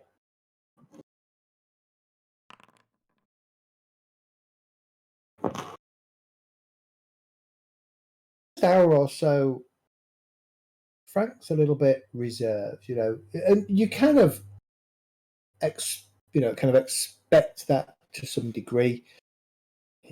He focuses on the takeoff, and he said that he doesn't brook anybody being in the cockpit during takeoff. It's very clear that he wants the cockpit empty so he can concentrate and not be distracted. But after sort of, like you say, after about 40 minutes or so, once you're up into the air and sort of up at cruising altitude, you kind of wander in and start having a conversation with him. And you learn pretty much that, you know, the aircraft cruises about 8,000 feet. It's very capable of going up to 20,000 feet, but it's bloody cold at that height in this aeroplane because the heating's not all that good. Only because it's just not something people thought about at that time, massively good heating. it takes you sort of another hour of going in and out and just generally asking questions, about the aircraft and about its, behavioural characteristics and stuff. And you comment on how good a pilot he clearly is, and he's obviously been flying quite some time, and he kind of restates what he said to you earlier. He'd been flying for the Winstons on and off since about sort of 1931-ish, 31. And he sort of says, I'm not just the pilot. I hope you don't mind, but Mrs. Winston Rogers has asked that I keep her up to date about your comings and goings, your whereabouts, what you're doing, where you're going. She has given me a brief that I can take you anywhere within continental USA. But should you wish to go further than that, then we would need to reconvene in New York before she approves such a journey. A little bit later, he kind of he's muttering something, and he sort of looks at you and he says, I told Mrs. Rogers, Mrs. Winston Rogers, that nothing good will come of all this poking around Mr. Winston's past. He was an honest fella. He was loyal, and I'm loyal to the Winstons. He took good care of me, and I take good care of him and his. I commend you, Frank, for that. That's something we all expect and we all do. And I've known Janet for many, many years, and the same with Walter, her father. And I've been so envious of the fact that he just disappeared and flew off to wherever he wanted to, that I've tried to almost emulate his life with what I do. I mean, not to his degree, but I do like to shoot off to see the latest opening of, say, Cleopatra, or go see a nice piece of art.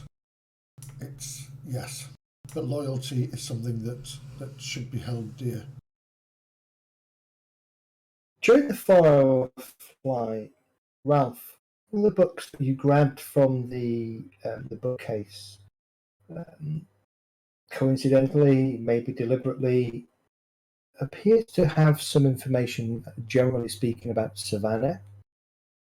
Kind of it's not detailed maps, but it is kind of maps of the environs of parts of the USA, and sort of Savannah is mentioned in there. As best you can tell, the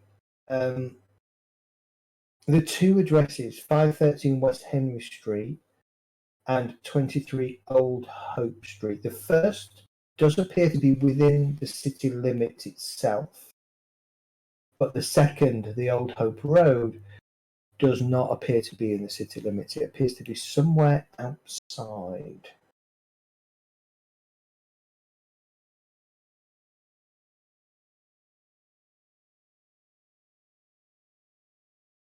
Okay.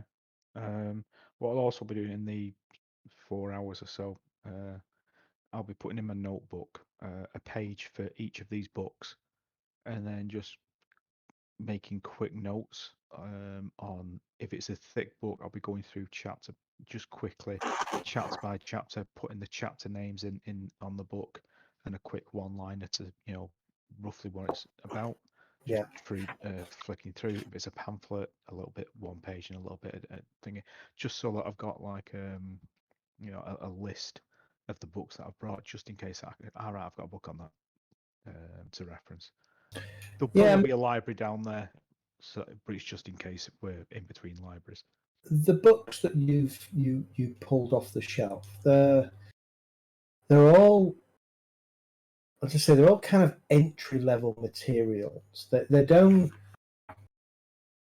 If what Janet had said was true regarding her father getting into the occult, the books don't really make sense. They don't back that statement up. None of these books are really what Ralph would determine as occult in nature. they're more folklore, fairy tale. A few sort of postulations here and there, but they're incredibly weak in their sort of assumptions and conclusions about the thing that the author is postulating around. Do Wendigo exist? It's kind of wishy-washy and doesn't tell you anything. Nothing that you could determine by reading a folk tale or a folklore book that covers the folklore of, the Indian folklore of the Wendigo.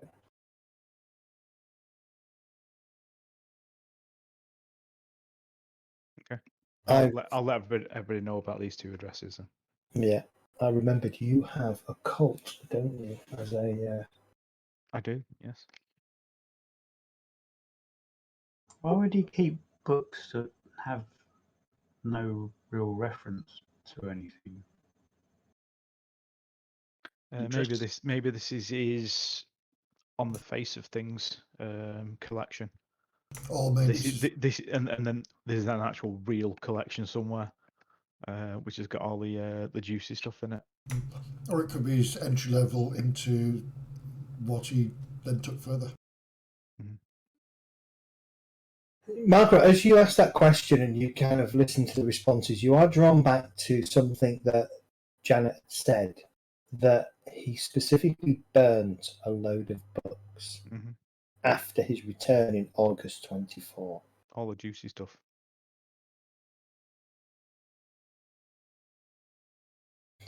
Alfred doing anything in particular on the flight?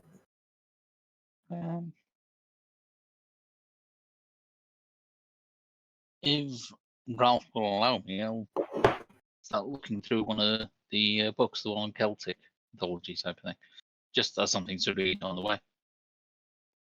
As long as it doesn't impact your research, then No, absolutely not. They're all for us all to get a feel, for the subject matter. when I think fairy tales, I tend to think of Celtic more than anything else. So I'll just have a quick read at some of the stories in there. If it's all in entry level, it's not going to make much difference, but it'll kill the time. Oh, you never know where there might be a gateway for a thread of thought. Yeah.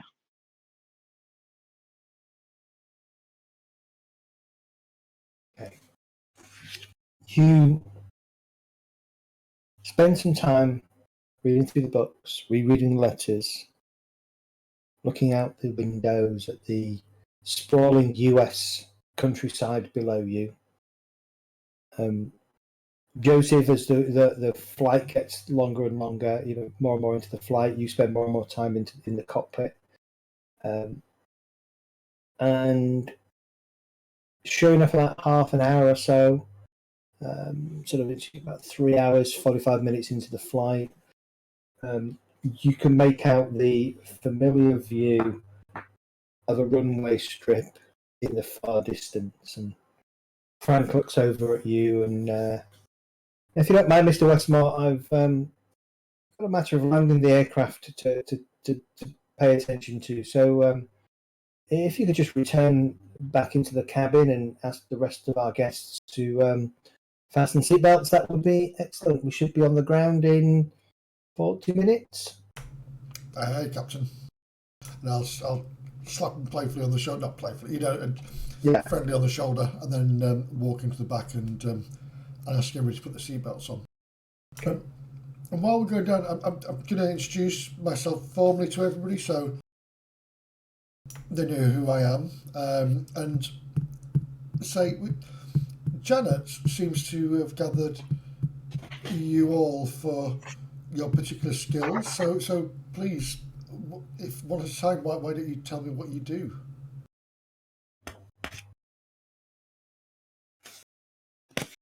I'm a private investigator. So I suppose she wants me to investigate what's happened. So maybe my experience from that is why I was hired. But I have to admit that I know nothing about the occult or his interests. This is sounding intriguing.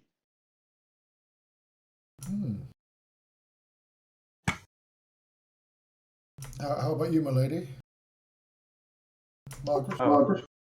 Well, I'm a New York police officer.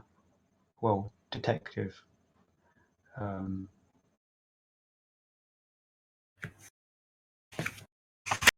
Right, you've mentioned it before, haven't you?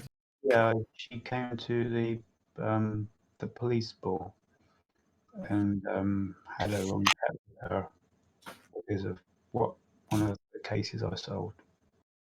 Ah. And Ralph, my bookish friend. I know Miss Winston Rogers from the sale of her father's estate. I was brought in to assist in the sale of some of the rarer items. Ah. Antiquarian by trade. Hmm. And I'll reach into my jacket and hand him a card. House Antiquities in Brooklyn. I wonder if I'll take it and I'll look around at it. Well, I will check the paperweight and then pop it in my pocket. Thank you, Ralph.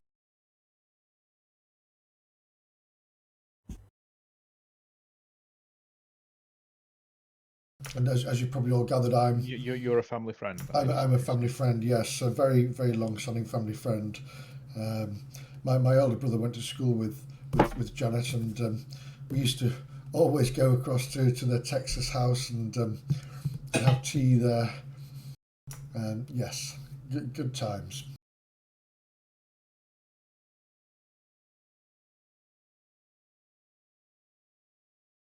There is a slight bump, followed by a second bump An explosion. as the aircraft lands on the runway. For those of you who it's a first time flying, it's a little bit of a strange sensation, that landing thing. The aircraft comes to a halt, and It's always a strange sensation. it's always a strange sensation, yeah. And then Frank kind of opens the door and just yells in, "We're on the ground in Savannah, everybody. We'll be up by the in the hangar in 5 minutes, and then I can get you all out of my hair." Thank you. Each of you make a note. Probably better to just put it on some paper. Don't lose a piece of paper.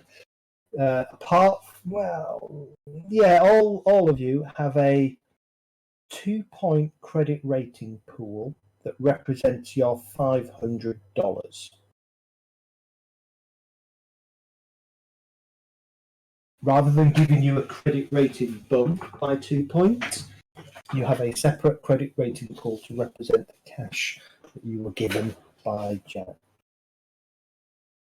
What that means is you can use that money as you see fit from if you need to bribe somebody, if you want to buy something expensive, you can just use that money and reduce that pool to 0 before you start on your normal credit pool. This particular pool won't refresh though. Once it's gone, it's gone.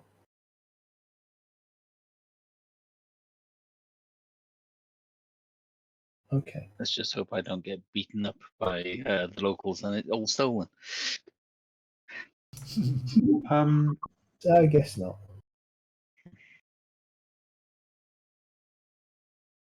Condell? Alfred, do you have a gun? Yes, I do. Do you want to let me hold on to it for you while we're here? What's the security like at the airports in this time? Yeah, I mean, Are they going to be all right with me, Ward? It's private. Also, It's a private what airfield. Is it a private airfield with landing? No, it's a public airfield, Is it? but you've come into a private hangar. would I, being a police officer, be able to carry my gun outside my jurisdiction, though? Yeah. And I'd like to think that Alfred has got a license, a PI license as well. This is 1930s US of A. I mean, the first thing we all know about the US of A is they love their guns. Everybody's got a gun. Yeah. So guns is not a problem. Carrying one around with you is probably okay. As long as it's not overt and in your hands. There's a law about concealed guns or something. I don't know what it. Well, they'd have all been concealed back then.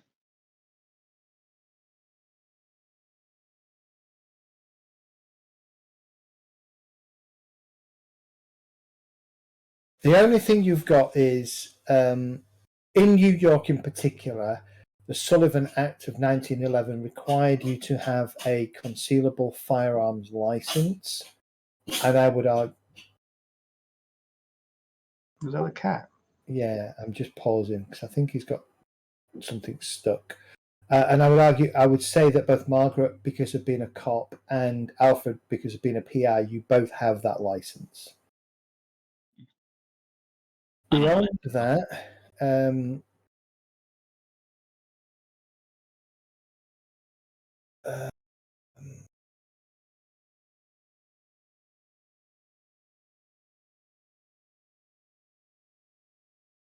yeah, so beyond that, there was some southern states banned concealed carry, but it was specifically aimed at disarming African Americans. Lo and behold. Yeah. And often a white individual with a concealed weapon that was stopped by the police would maybe get a warning. Obviously, a African American would probably get arrested.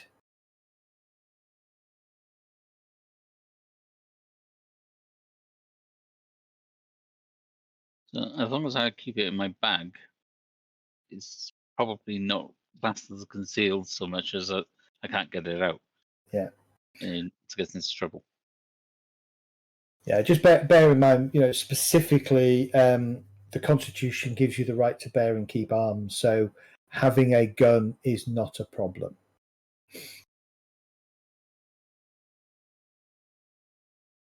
And in Georgia, they absolutely uphold that right. So you're all fine with guns; it's not a problem.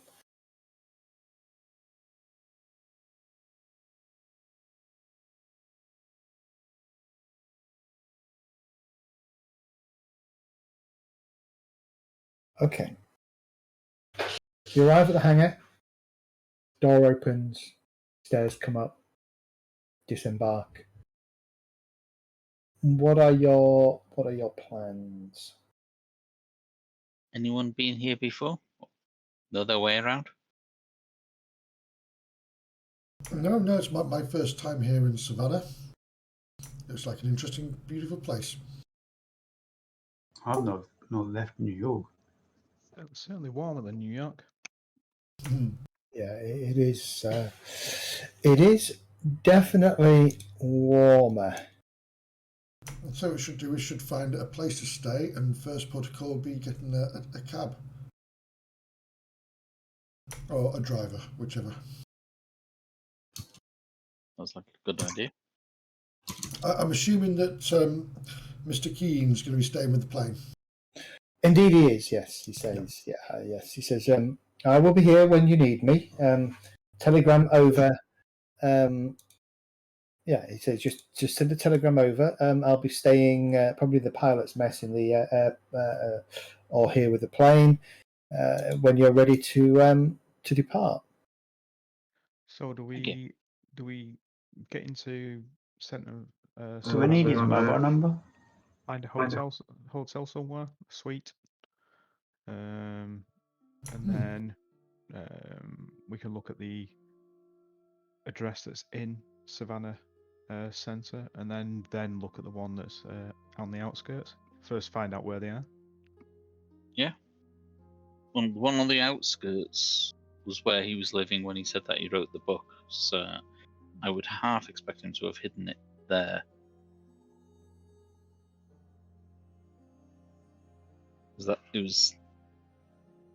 That's when he said that's it. Just ask and I'll tell you where it is. And then he moved house after that.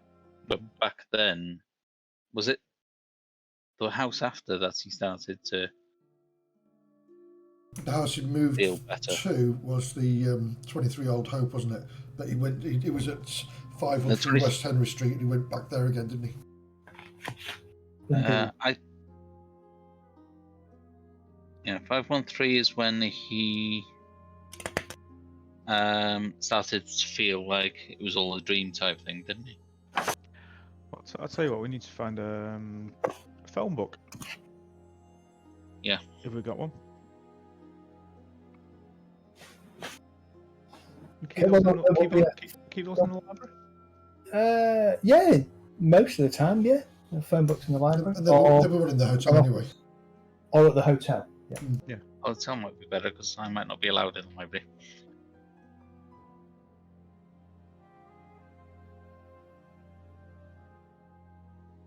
So yeah,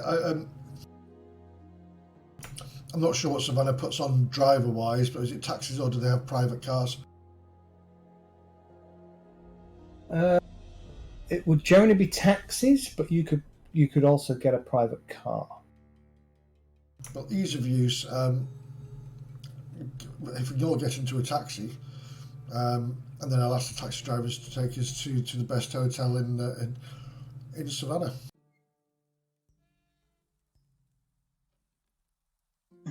Okay, you're greeted by a taxi. The taxi driver kind of comes out there and he kind of glances over the four of you, and he pauses for a second. Sir, are the four of you travelling together, sir, or would the gentleman prefer his own cab? And he nods towards Alfred.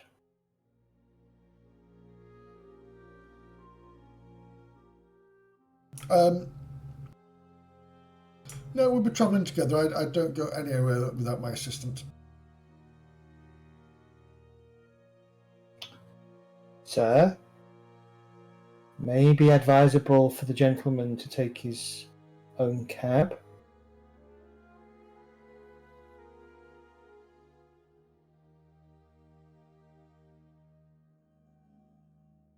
And he points to a line. Ah. I'll go to Alfred and I'll say that they've got some strange laws down here by the looks of it. Is the other line blacks only? Coloured This is whites only. Yeah. But just get your driver to follow us. Oh. Looking at the line, I may be a few hours behind you. And he may actually, is it a big line at an airport? I mean, for black people in 1934. No, there's about 3 people waiting. Probably no taxi there. There's no taxi. That's the point. There's maybe 2 to 3 line, people but waiting. no taxi. Taxis. Yeah. There's probably 1, maybe 2 taxis in the whole of Savannah that take coloured folk. Would it be easier just to hire a car? Yeah, Joseph, could you take this cab and go and hire a car and come back for us? I can do that, yes. My good man, can you take me to somewhere where I can get a car and driver? Did you mention you wanted the best hotel in town, sir? I do. Very That well. will also cater to me, maybe. Or I'll be staying in this different hotel to the rest of you. He no sir. The hotel will cater to the gentleman. Though obviously some parts of the hotel may be precluded from the gentleman's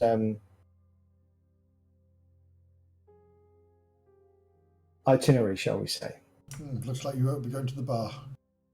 Oh, no, sir. He'll be welcome in the bar. He will not be welcome in the ballroom. Of course. And I have no intention of dancing. So he does. I'm just trying to find it. I should have a note of the hotel. Oh, damn. Where's the hotel gone? Somebody tell me where the hotel is.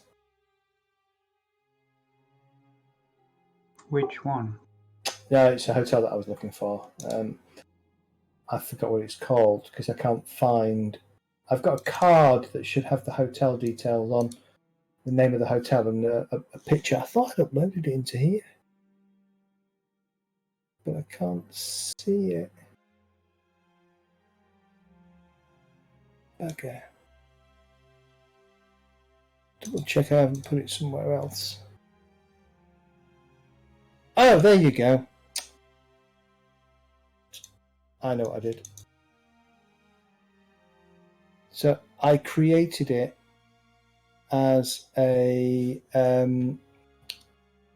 scene rather than a handout. So he drives you down into the What centre. just happened? My page has gone off. It's gone away. What? Hold on. I've got a black square in there, but Okay, hang on. I still see the character. I know why. Bear with me. Tell you what, Savannah's a lot bigger now than it was back then. Yeah, it is massive. You drive into Savannah. It takes about 30 or so minutes to get from the airport down into the centre of Savannah and to the DeSoto Hotel. And the DeSoto Hotel seems to cater for all comers. There are a number of floors that are. There's kind of 2 floors in the building that are. No, in fact, looking at the size of the hotel, there's 1 floor in the building that's designated for people of colour, and the rest of the hotel is, whites only. The bar downstairs is mixed, although by the nature of it, there does seem to be general segregation taking place, though it's not explicitly called out in the bar. The restaurant is segregated and the ballroom is whites only. Apart from one night a week where they host a mixed Afro-American as well as white American kind of bluesy night or whatever the modern. Forget what the dance craze of the time, music craze of the time is. Driving in, honky tonk. Yeah, honky tonk stuff like that. Driving into Savannah, your initial reaction of it looks like a nice place is very quickly proven to be wrong. It looks like a place that is dying. As you get sort of the Did you say dying or dying? Dying, as in it's decaying. There are signs of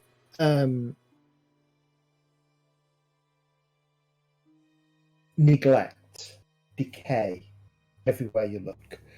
Buildings, red brick buildings that are covered in moss and ivy. Wrought iron fixtures left to rust and not tended on a regular basis. Broken windows betray buildings here and there, suggesting that they're empty. You can see in the asphalt, the streets themselves, the erosion. Down through the asphalt to, in places, the actual old 1800s cobblestones, with weeds and other, cracks and weeds kind of pushing up through those cracks across the pavement. It is very much a city on its sort of last leg. Apart from the DeSoto Hotel, which has been kept fairly well. I wouldn't say the facade has had a recent painting, but it is certainly free of moss, it's certainly free of ivy, and, it's sat apart from the rest of the town and definitely gives you a more warming and welcome experience. Rooms here range from sort of $5 a night to $50 a night, depending on whether you want a basic room without a view, all the way up to the penthouse suite at the top of the building. And they have a number of private cars that you can hire.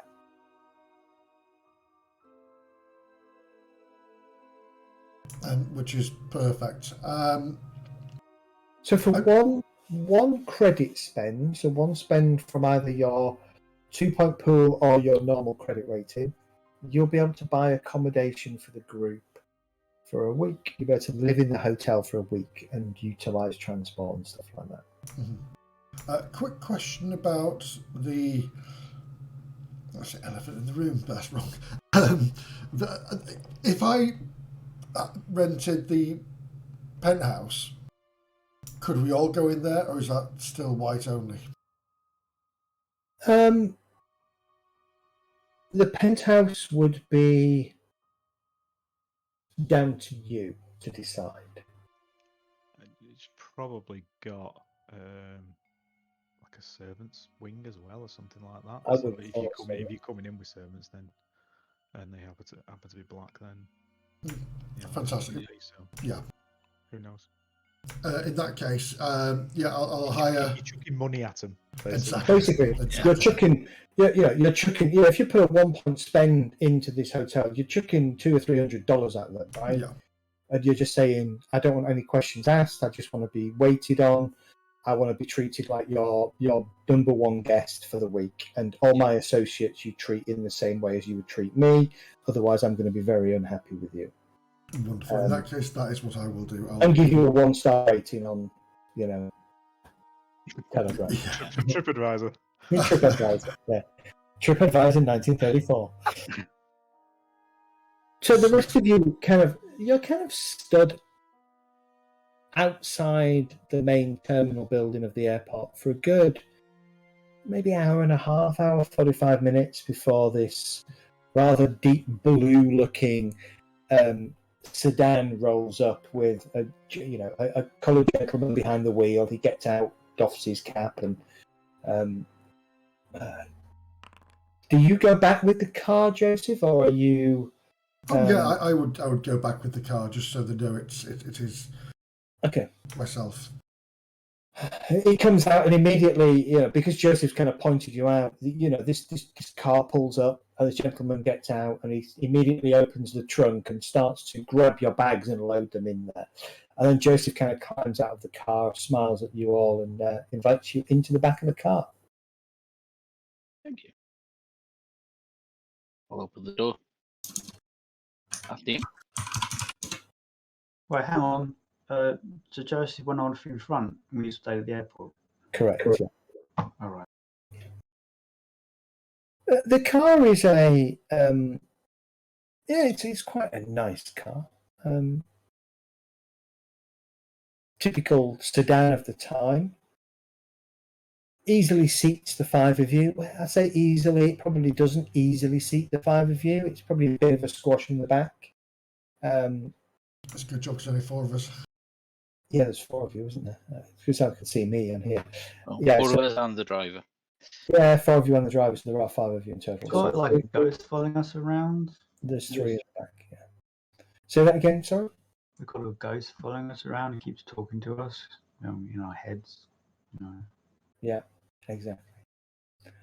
The journey, you all get to experience the journey back into town and back to the DeSoto Hotel. The hotel itself looks lovely. Compared to the surrounds that you see as you drive into Savannah itself, it's definitely a standout building. And you go in and immediately, Joseph kind of waves off the attendants to say, we're all sorted, and ushers you all up the lift, which is a mechanical lift that's operated by sort of a bellboy. And he takes you up to the a big crank, right? Where he cranks it to the floor that you want to go on, and then you kind of get a bit of a judder as it goes up. It's like a classic old chain-based chain and winch kind of thing. You get up into the top and out up onto this suite. I would say, Joseph, you've probably hired a couple of suites up here. Mm-hmm. One for yourself, and there's probably maybe 2 more bedrooms in here, and then a second suite for maybe Margaret on her own, a smaller suite, so that Yes. each of you can have a bedroom, and Margaret doesn't have to feel like she is, Having to be careful about what she's wearing out and about. Yes, exactly, and she doesn't have to feel like she is setting the wrong example for those who might be casual observers. You freshen up. By now, it's probably 2:00, 2:30 in the afternoon on the first. Ed, how old is Margaret? How old do you want her to be? Bear in mind, she has a husband and children. I would say she's probably late 20s, early 30s. Oh, okay. Blue car, you said, didn't you? Yeah. I've just posted a picture of a 1934 Cadillac Nice. into the chat, so let's have that one, eh? As we were going through the foyer, would there be any local maps or anything type of thing of the city? Um, I don't know. Yeah, there is. Yeah, no, absolutely. There is. And if there isn't, you could talk to the concierge and get one for definite. She'll do that so that we can try and figure out where these 2 places are. Okay. All right. And a phone book as well, if we can get a copy of or access Yeah. to. There should be. I would say access rather than a copy, but you can I'm certainly assuming get there's access. a big one in the foyer Yeah, or something like yeah. There's probably a public phone in the foyer. that. There'll be a phone in the room which will ring down to reception, to like the switchboard, and then they will have to, manually connect you to wherever you want to go. But there will be there's probably phone books. There's probably a Savannah phone book in the room. Actually, you're up in the suite, so I would imagine there'd be a phone book there. Yeah. And to be honest with you, he's paying a raft for this suite. Just call down to reception and say, "Find this man." Yeah. Yeah. Send out my minions. That'll get old quickly.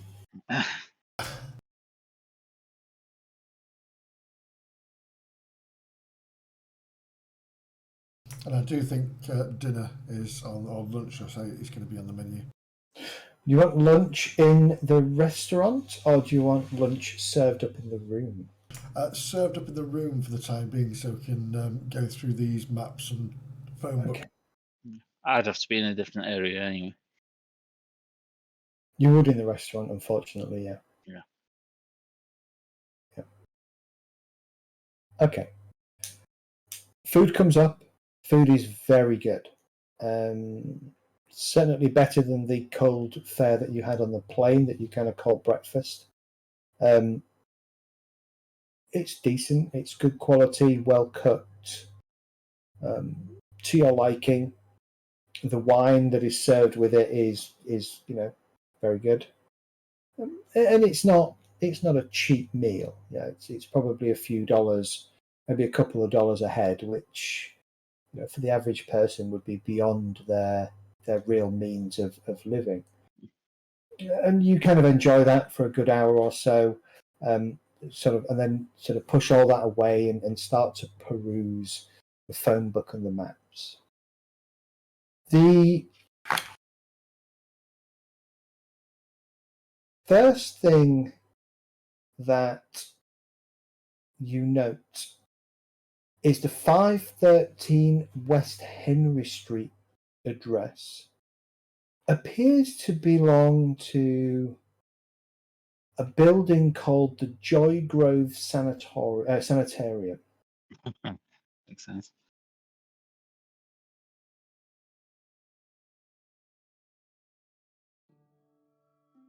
And it is, roughly speaking, from memory, that's a big thick line, isn't it?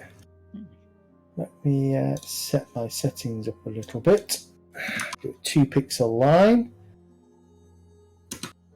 roughly speaking, it's in this kind of vicinity here. Where So are we in relation there? You're probably sort of up here somewhere. Okay.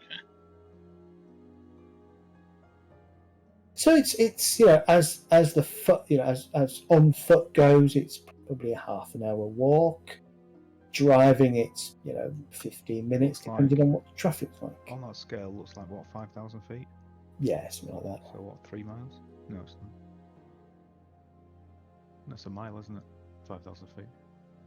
1,700 yards, 340. Yeah. It's about a mile.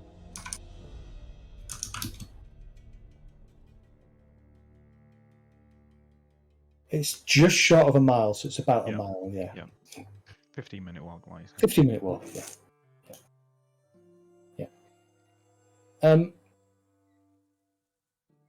The other location is harder to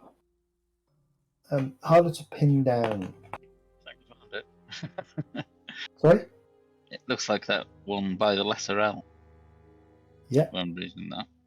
Correct. It is down here. It's off here somewhere. It appears to be a road, as you said, outside of the city boundaries, on the edge of the Savannah swamps. As far as you can tell, I mean, the map that you have focuses more on the central Savannah and not so much on what's down here. So you don't really get a sense from the map where this building is. You just get a general location of where the road is. So he moves from that house into the sanitarium by itself. Thanks.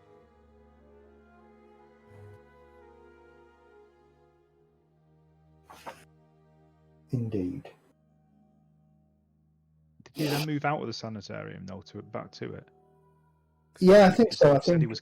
They changed addresses partway through, didn't it? So it's like he was okay at the beginning, then he got took into the sanitarium, then his doctor said he was okay, and then he moved back. Did he? I think other way Thought around. Ian- I thought other way around. Was So it? it starts at the sanatorium, then seems to get better, goes Then gets back in. then goes back in the sanatorium for some reason.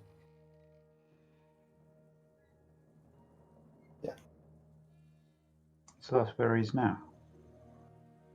possibly. In theory.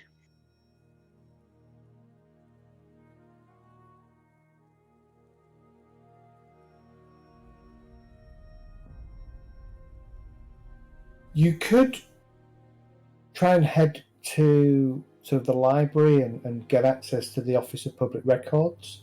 Yeah. To see if you Nice. could get more information. Yeah. Look at the family history, possibly if it's in there, because he must have money somewhere because he's been travelling as well. Just see, we can ask around as well, but look at this Joy Grove Sanatorium. I've looked through the phone book for his name At that address. and then check the address and see whether it's his name or somebody else's name under the surname at least. Could be now be a family, like another family member that's there. Okay. You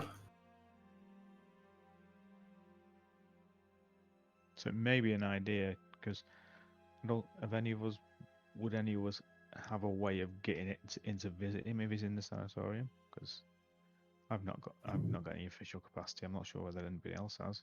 No way I would. Margaret might have. I could as an officer, but it would have to be. But it probably not. Yeah, because you're out of state, aren't you? I'd So have to that's fight my way in, so probably. Yeah. But it is possible. You could absolutely try that, Margaret. No problem. Yeah. Mm. Under the pretense that you're investigating his death. The Walter's death. And he was the last one to communicate with him. Or the other way around is go to the family home, see if that name's still registered or a similar name. Go to the family home if there's still a family member there. See what the deal is. Yeah.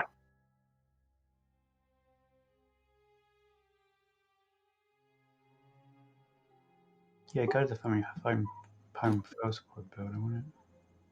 Looking in the phone book, there is a Henslow registered to that address, but it Douglas or doesn't seem to be Douglas. It appears to be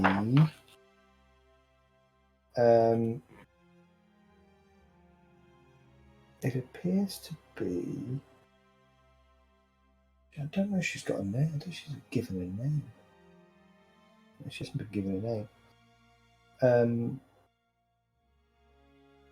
Emily and Mrs. E. Henslow.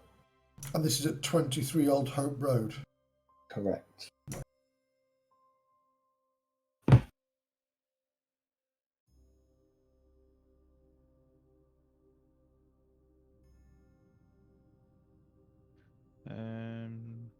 Well, I personally think it was, Daughter or wife? yeah, or we should go to that location first, that address, and see what we can find out first. So at public record, we'll be able to see births and deaths. You would need, a 1 point library spend. You've got the births and deaths. We'll see whether, because we can see whether he's died, or whether if he's not registered as dead, then he's still alive somewhere. And for births, we can look for an Emily. I was going to say births and marriages. Yeah, and see whether it's a wife or a daughter. So let's see what me. It's probably registered in her name but because if he's classified insane, then it would be passed on to her. Wouldn't it? Okay. I don't know. So- He's from money, so insane might just be a country club type of thing for them. Could be. Mm. Who's going with you, Ralph, to the library and the Office of Public Records? I'll I go. wouldn't be allowed. Oh, you'll be allowed. Huh? Yeah, of course you'd be allowed. I thought you might said have to that. go- I couldn't go in the one. You might have to go to a different part of the library, Right. but you'll be allowed. I'll come along. Bless you. Oh, bless you.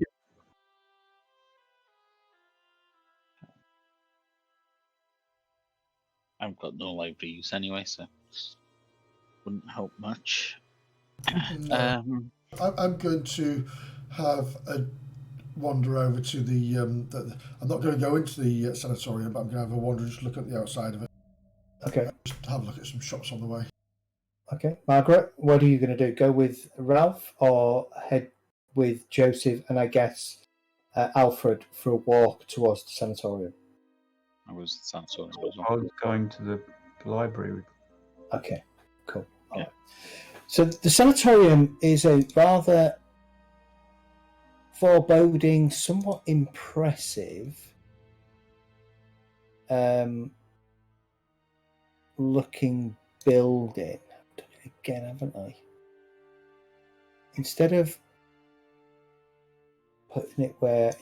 doing it where I could have just, you won't be able to see this, so I'll turn. Oh yeah, you can. As you can see, it's quite a large, imposing sort of red brick building. Some ivy around the walls, but it stands out. It's in a large sort of grounds area with a huge, maybe a 6-foot stone wall with a sort of iron railings that are showing rust in places all the way around it. There is a big imposing gate and a kind of a small driveway up to the main doors of the sanatorium. It seems quiet at this time of day. It's probably getting on for about 4 o'clock in the afternoon now. There's still a little bit of humidity in the air, but it's fairly quiet. So it doesn't look like it's locked down. It looks more you check yourself in type of thing than From the outside, yeah, it doesn't seem locked down. bars on the windows, or Oh yes, bars on the windows.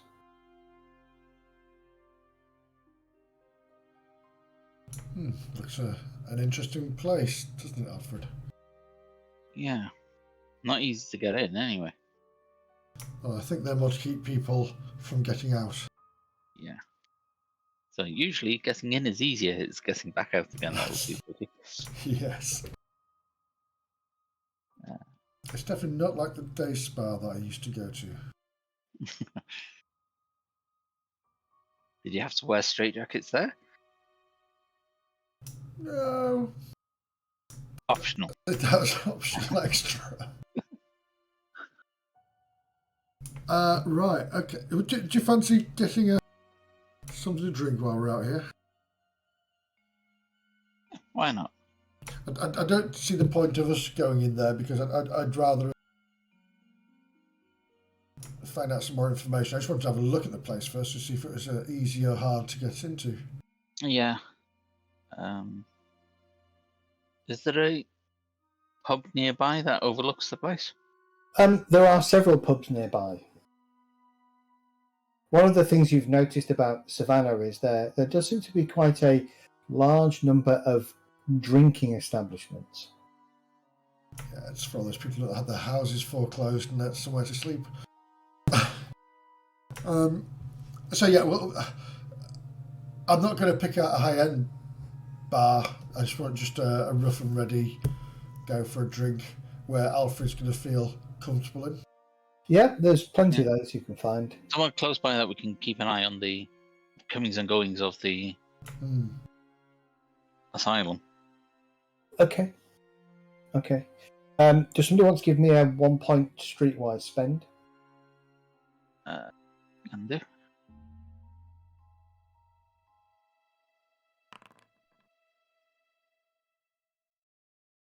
Okay. You find a bar about a quarter of a block down the road from the front entrance of the sanatorium. There is some seating near the window that allows you to kind of look out and just about catch the front of the sanatorium. I wouldn't say you've got the best view in the world, but you can certainly observe people kind of coming and going. The bar itself is an Irish pub. Something a little bit different, but even in the 1930s they existed. Run by what appears to be an average-sized Irish gentleman, tattooed up both arms. Potato. The library is sort of 90 degrees away from the sanatorium, sort of around the centre of Savannah, where you think is the what you think is kind of like the government buildings, right? The town hall, etc. Mm-hmm. The library itself is it's an okay building. It's shown a little bit of wear and tear on the outside, moss and ivy growing up most of the walls. The windows are intact. The doors are open. You head inside and could be Central Records, actually, couldn't it? Not if we're going for births and deaths. Probably in the library, possibly all connected. Or an offshot. Yeah. And you go up to the desk and you explain what you're looking for, and a middle-aged, slightly short-sighted kind of lady, slightly greying brown hair. Her hair is up in a kind of a rather severe bob. She kind of pushes her glasses up her nose a little bit as she kind of looks up at you and, yes, you wish for births and deaths and records? Please, yes. Well, through that door there and third door to the left. My colleague there will be able to assist you in locating what you are looking for. Thank you. If she's got a name badge on, I'll give her name, but if not, I'll just thank her and walk off. Yeah. Okay. And you head further down the corridor. Margaret, you doing anything particular or just following Ralph? I'm just following Ralph at the moment. Yeah, no problem. You go births and deaths records, so you find the kind of the records office. Now, can I help you? It's an elderly gentleman, probably in his mid-50s, slightly portly, balding, clean shaven. Yeah, I'm hoping you can.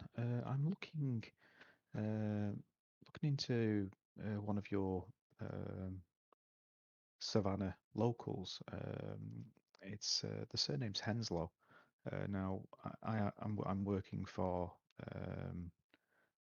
my employer in New York, whose father is on his deathbed, and he was trying to reach out to an old friend of his,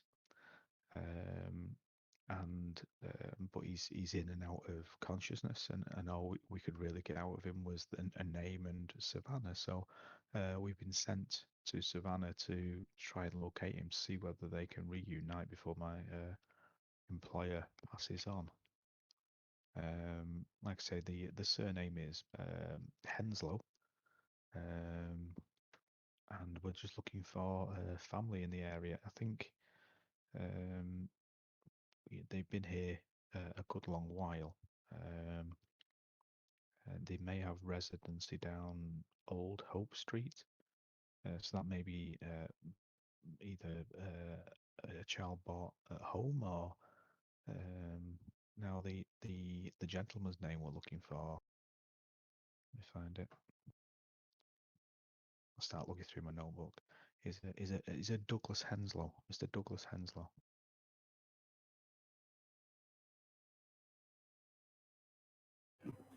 Okay.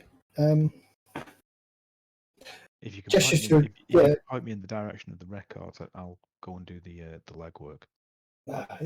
No, sir. Take a seat, madam. Take a seat, and I'll bring you what I can find in a few moments. Thank you. 10 minutes or so passes, and he comes back. I haven't found any records of Douglas Henslow passing. I found his birth records, and he puts his birth certificate down on or a record of the birth down in front of you. Right. Okay. Oh, I found. Are you sure it was Douglas you're interested in? I found a gentleman by the name of Peter Henslow, who passed away October 19th, 1933. And he lays that down in front of you. Seems he died at home, according to the coroner's report. 23. He goes, it looks like a 23, could be 28, I'm not sure.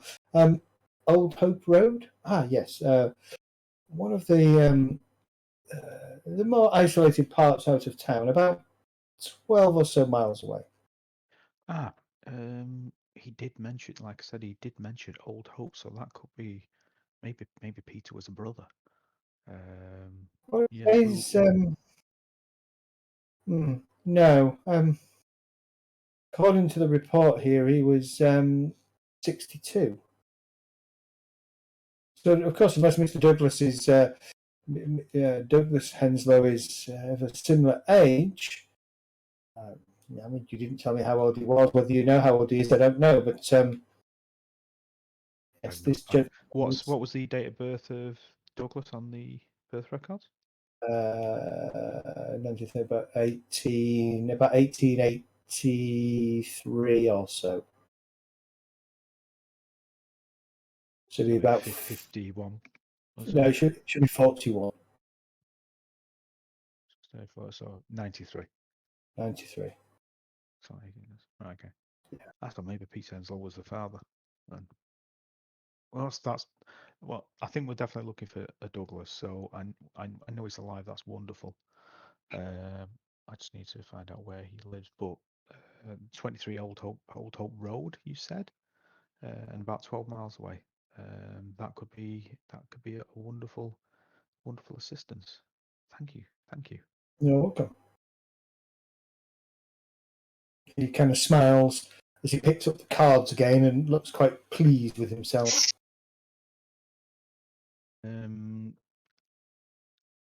How much is a drink?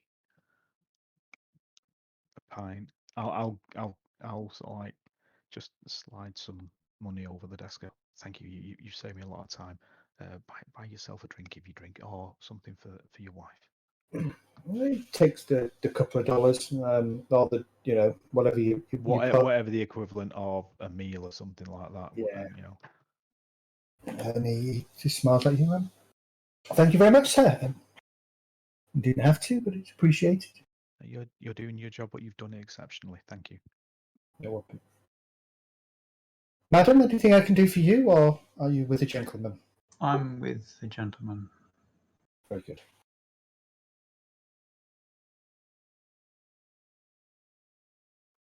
Tootles off. Okay. You reconvene. Anybody else wanting to do anything in particular before we kind of wrap up for the evening as you reconvene back at the hotel?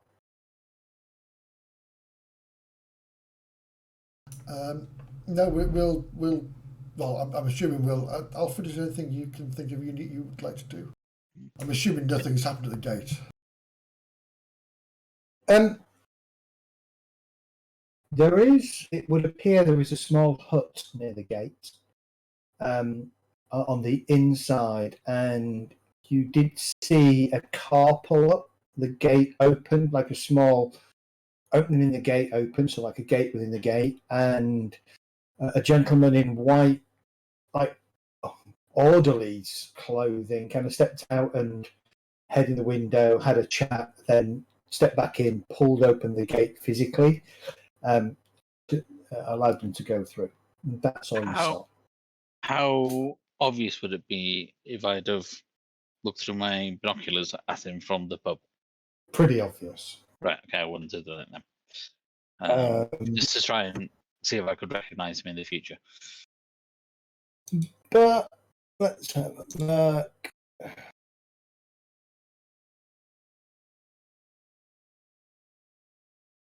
You could, if you want to try and do it surreptitiously, you could do a stealth roll.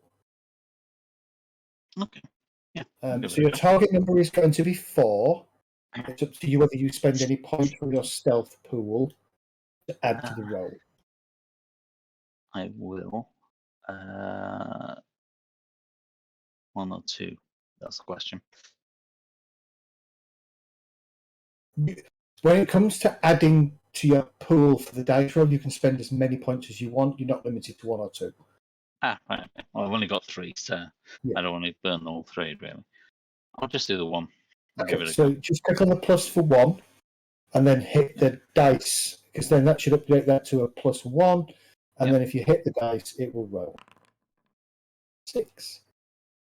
You very cleverly position yourself so that nobody else can see you from inside the pub, and you take a glance through to kind of look. And it seems that the orderly is checking like a clipboard, and you can see where he kind of ticks or makes a mark on the clipboard. The conversation seems to be quite amicable. The gentleman that's going in, he's kind of a middle-aged gentleman, probably somewhere in his mid to late 30s or early 40s. Let's have a look. What's his description? 1 second. I have his description here. It appears to be. I've got some bits of paper.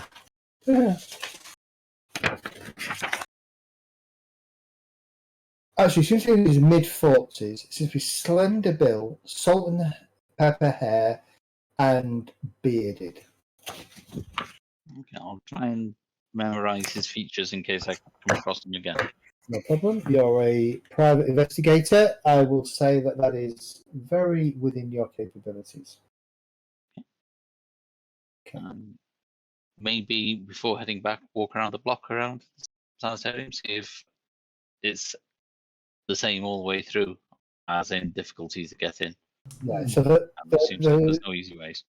no, the only way in is physically this front gate. Does have, as I say, it has a small wooden hut just on the other side of the gate, and actually the hut itself is low enough that when you look at it from the outside, it doesn't stand up above that high up above the wall, so you can't see the roof. So it was only when you physically got to the angle of the pub and kind of looked in that you realised that there was a hut a little bit sort of inside. Right. Okay. As far as you can tell, one, maybe two orderlies at the gate, but it's hard to tell. You've only seen the one so far. Right. Okay. Okay. By about 5:30, a lot of Savannah is starting to close. In fact, most of Savannah is closing. So, apart from a few bars and pubs that stay open a little bit later, so you all wend your way back to the De Soto Hotel and meet in the bar for refreshments and to compare notes. That's where we'll leave this evening. If you make a note, this is going to sound really weird. You all have 2 experience points. No, that doesn't sound weird at all. Experience is at a 1-to-1 ratio for skills. If you look on your edit tab, you will see there are a lot more skills that you don't have. So the abilities tab only shows skills that you have a value in. The edit tab is completely gives you all the skills possible, and there are still some additional skills that are in the book that are not on the edit tab because this is the generic sort of SRD version of the character sheet. So skills are a 1-to-1 ratio. If you don't have a skill, so what that means is if I wanted to, if I look at Alfred, if I wanted to take his accounting from 2 to 3, I just spend 1 experience and I can level it to 3. You can only ever increase a skill once per session, not, so you can't dump both into, say, your gun skill. And if you don't have the skill, you have to justify how you've suddenly learnt it. Okay. So there's no, I've never shot I've never piloted a plane in my life, but I want to put 1 point of pilot in because I want to be the backup pilot. It's like, you've not earned it yet. If you tell me that you're regularly spending time in the cockpit with Keynes, asking him questions over maybe the course of 2 or 3 long journeys, I might allow you to put 1 point in pilot. That's the kind of way it goes. Things that you cannot increase credit rating. You cannot increase Cthulhu mythos. You cannot increase sanity. Damn you. But I think anything else, I think I'll have to double check, is fair game. And health, I would guess. Get health. Yeah, I think you can increase health. Okay, can you use stability as well then? I think you can increase Some health. of my I've got points in things, but I haven't got ticks on them. Yeah, I've noticed I've got ticks on lots of things, but Yes. points in others. The things that are ticked are your profession skills. Those are the things that you are particularly good at. Right. So everybody should have about 6, I think. 1, 2, 3, 4, 5, 6, 7, 8. Or maybe 8, 9, actually. 11. Yeah, I got 8. Yeah, 8 to 11. But those are skills that are specific to the class that you've chosen, if you like. Okay. Do we get to spend the experience now, or is it only at a You certain can time? spend it now, or you can wait until next week and spend it if you want to do a bit of research. No, I'll spend mine now. Yeah, 8 to 11. But those are skills if you'll allow it, in conceal and library use. I did research earlier on into Janet Winston Rogers, Okay. and conceal for when I was trying to sneak the look with the binoculars. Conceal is more about concealing things on your person or hiding things, but I'll give you that. Yeah, I'll let you spend one in each of those, no problem. Thank you.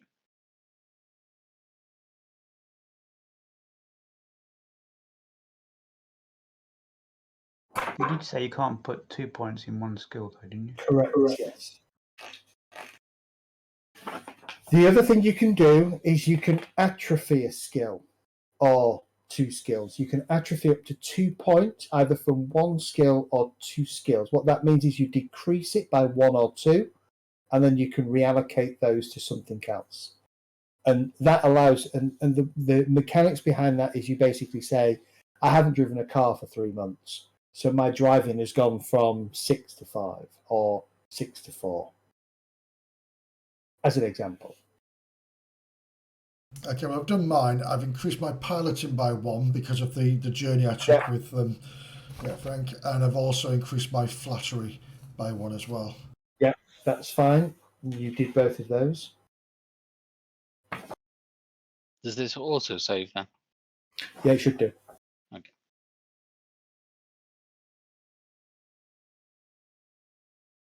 All right. Don't have to spend your points. You can keep them. Just keep a note of how many you've got if you don't spend them. I need to do more reading. Yeah.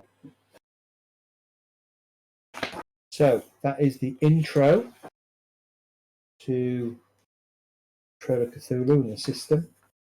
Very much a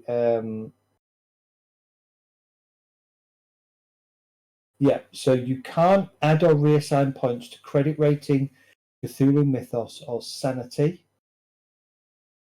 Credit rating is at the GM's pleasure, and Cthulhu Mythos and Sanity are based on activities that you actually perform in game. Yeah. So find a tome, a Cthulhu Mythos tome, would raise your Cthulhu Mythos, probably drop your Sanity. But yes, you can increase health, and you can increase stability if you want to.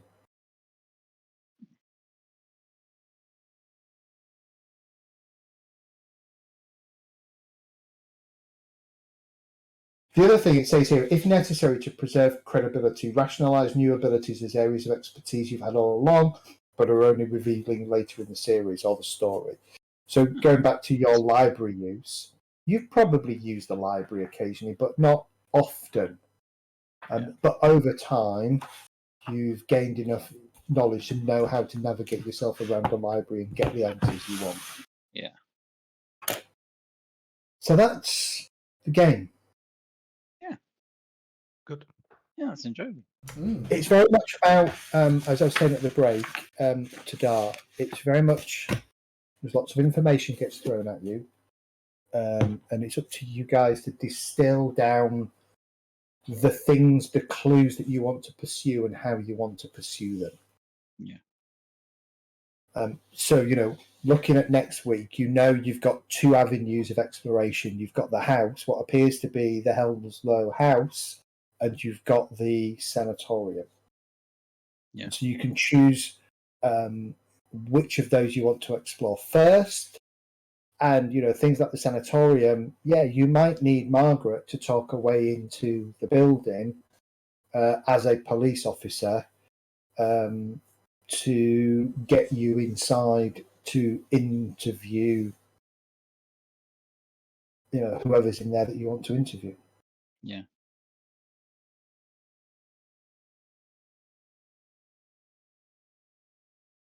That's really good. Good session. But from a game point of view, I'm not going to spend a lot. I don't think we shouldn't dwell too much on the coloured segregation thing. We should just assume it happens, especially in the US. Yeah. We'll get it happens less outside of the US. So what I don't want it to become is a focal point of the game, so that Kath, you find it really difficult to do things. Yeah. So very occasionally, I think as we go forward, I might bring it up just to remind you. But for the most part, we'll assume that one way or another, you can talk your way into most places. And as a private investigator, you're used to talking your way into most places. Yeah. As an ex-cop, could I use that to talk my way in as well? Yeah, so I can, like, absolutely. eventually get a fake badge or something and just Yeah. try and... You know, you and Margaret could be not the good cop, bad cop, but you could be partners, right? Yeah. True, yeah. That is As long something as- that Go on. I was going to bring up. In the history, my ex-partner is the same surname as Margaret. Ooh. So I don't know whether they're related in any way or not, but I don't know Margaret's background. But That would probably both be Sullivan. Margaret. So that would explain. So when you look at the pre-gen characters, 5 pre-gen characters are directly related to Janet. And I think you've got Margaret, you've got Haas, and you've got Joseph, who are all directly related. But then Alfred is not directly related to Margaret. It looks like if you look at there's a Chicago criminal, and that criminal is related to Margaret in the sense that Margaret rescued her from a brothel, Right. or sort of some kind of criminal ring, and has kept. She's stayed on that bad path, but the two of them have kind of respect for each other and keep in touch. And so I suspect what's happened is your character was probably the partner of Margaret's character, Margaret's husband. Yeah, because I've got So George Sullivan, your former partner from when you worked the beat, is one of my sources of stability. That is Margaret's husband. Ah, right, So okay. we haven't twigged. So Margaret, you know and will know Alfred very well. Right, I will. right. Oh, You will know Alfred, yeah. Yeah, Because he'll have been round your house when he worked as a cop. He'll have been round. You were probably disappointed when he left the force because you probably thought he had a lot to offer and stuff like that. And your husband was probably disappointed as well when he left the force. And you've loosely kept in touch. I would say you probably haven't seen him for maybe 6 or 9 months. And so when he turns up at the airport, it was a very pleasant surprise to see him again. or she recommended me to Janet Winston. Perhaps, yeah. oh, okay. I missed that myself. Yeah. It's like 6 degrees of separation. Yeah. Oh, So, say again, Doc? bacon separation, isn't Something like that, yeah. Your bacon number. it? Bacon. Yeah, your bacon number. How many degrees of separation is one actor from another actor using Kevin Bacon as the centre focal point? Yeah, that's right. I forgot about that. It's very interesting when you look at it. All right, so same time next week. Yes. Okay. I no doubt you were saying you were struggling a little bit, so Yeah, I got don't it feel. at the later. Maybe. Did you record this, Maddie? Yeah, I've recorded it, yeah. Yeah. So maybe rewatch it and see if you pick up on anything more that makes a bit more sense. If you get time. Yeah, it Yeah. is. You put it on YouTube, don't you? I will do it. It's going to YouTube. It'll pop up doing your wonderful thing that you've done into the History Channel. Yeah, the D&D replays. Zed, on the character sheet, some of the abilities have a star around them, next to them. Are they like my professional skills or something or other? Where on the The PDF you sent me. Oh, yes, they are. Yes, they should match what's ticked on your edit on the edit piece of your character sheet. Okay. So yes, some of them have got brackets around them as well. yeah. So ignore the brackets. The second number in the brackets is the number that you would set the skill to if there was only 3. If there's 3 or less investigators. Okay. And just so you know,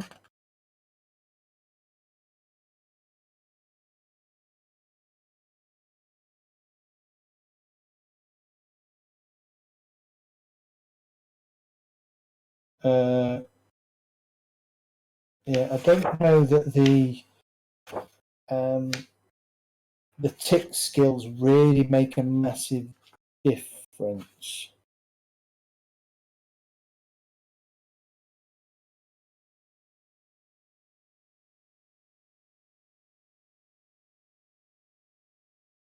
They don't influence any way other than that's your occupational abilities. Oh, yeah, okay. Your occupational abilities allow you to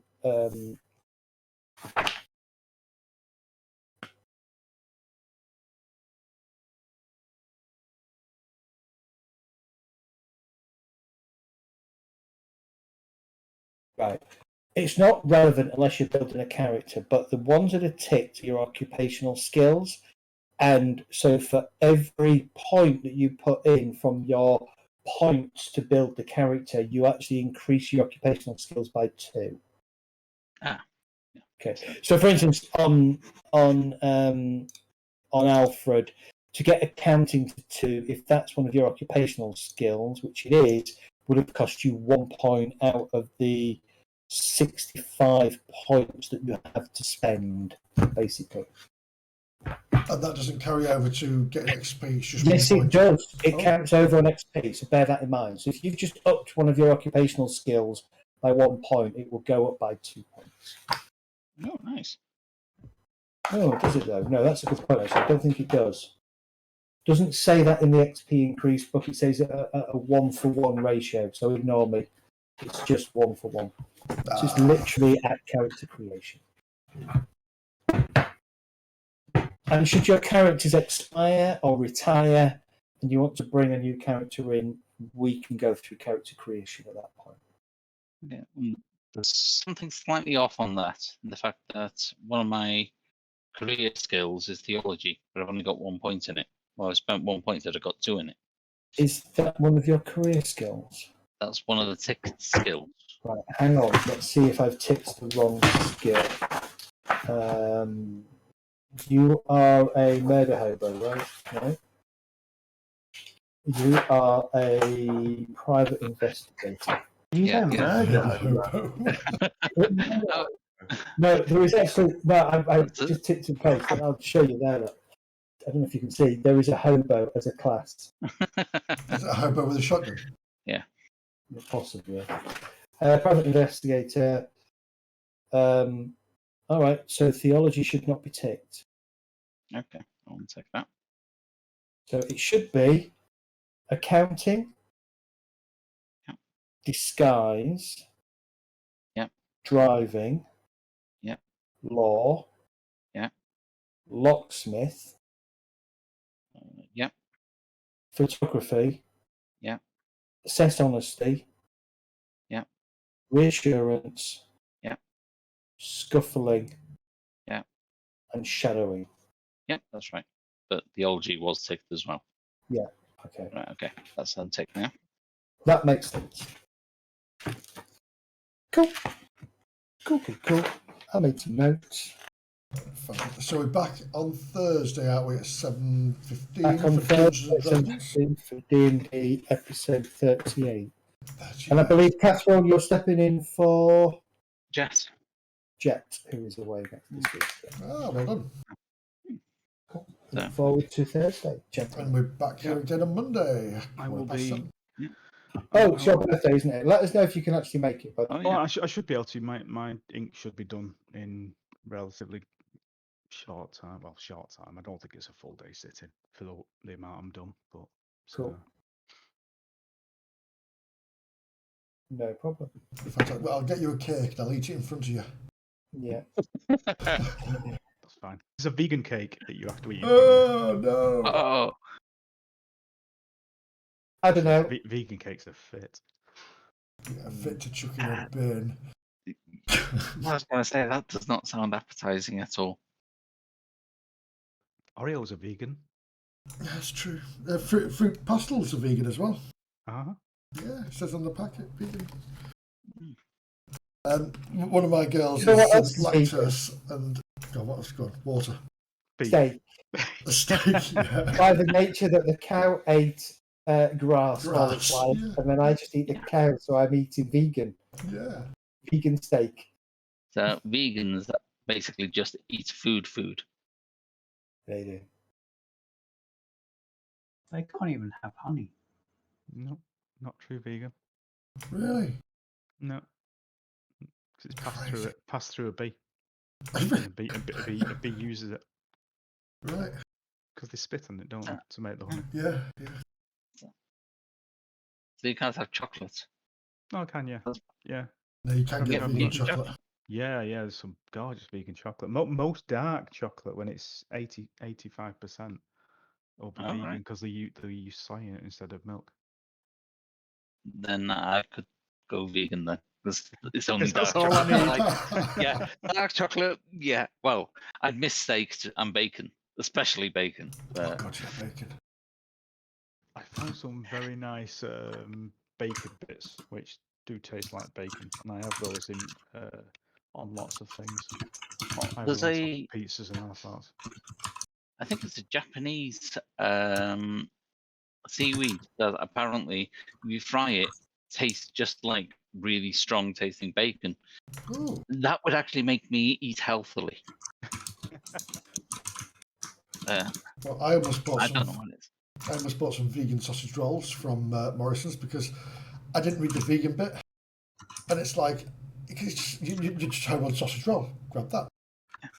But it's like, how would you get a vegan sausage roll? Because it's just a vegan roll. Oh, sausage is the thing, isn't it? It's how it's made. You can have a beef sausage, or you can have it's what it's Yeah. made of. So it's still a sausage roll because it's a sausage shape. Yeah. God, I Well, like the, that. the seaweed apparently is food that they use to feed sea snails, and it was by accident that somebody cooked it, or fried it, and so I'm just waiting for it to start hitting the shelves over in this country. No, basically, if you put sea snails with pigs, the sea snails will ravage the pigs. Is that what you're saying? It's like I want bacon. to know how you I don't accidentally know. fry it. Because it's like, oh, we're just feeding the snails. Oh, no, it's falling in frying pan. Yeah. I don't know. It was an article I read a few years back, and it's like, yeah, I want to try this stuff, but I keep getting the word pulp coming up. What does that mean? pulp. Yeah, It depends on what context. to do with the game. Sorry, not about food. Oh, pulp. There is Pulp Pulp Fiction. Cthulhu. Yeah, pulp style is.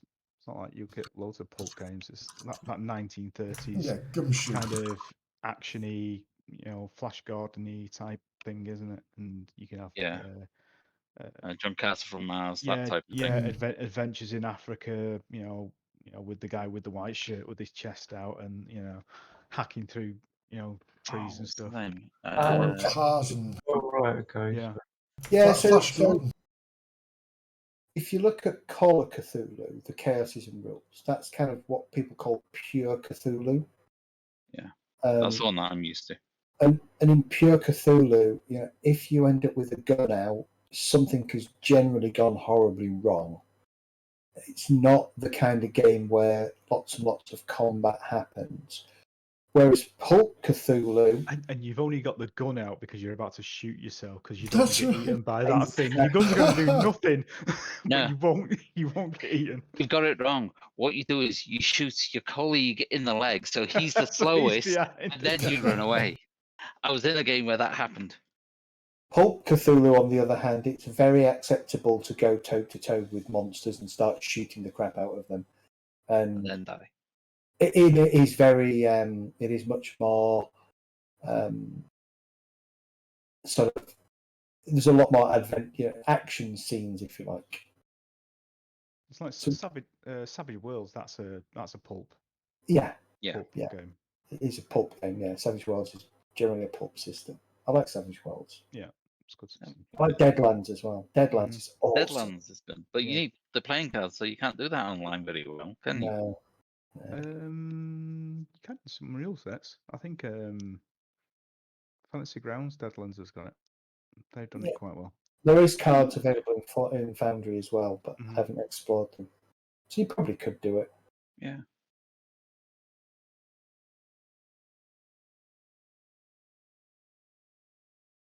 Bye, guys. I need to go take some tablets and go to bed. Yep. Thanks for tonight, Zed. That was brilliant. Yep. Thanks. See you guys. See you later. Thursday. Take care. Talk to you later. See you. See you Thursday. Bye. Bye.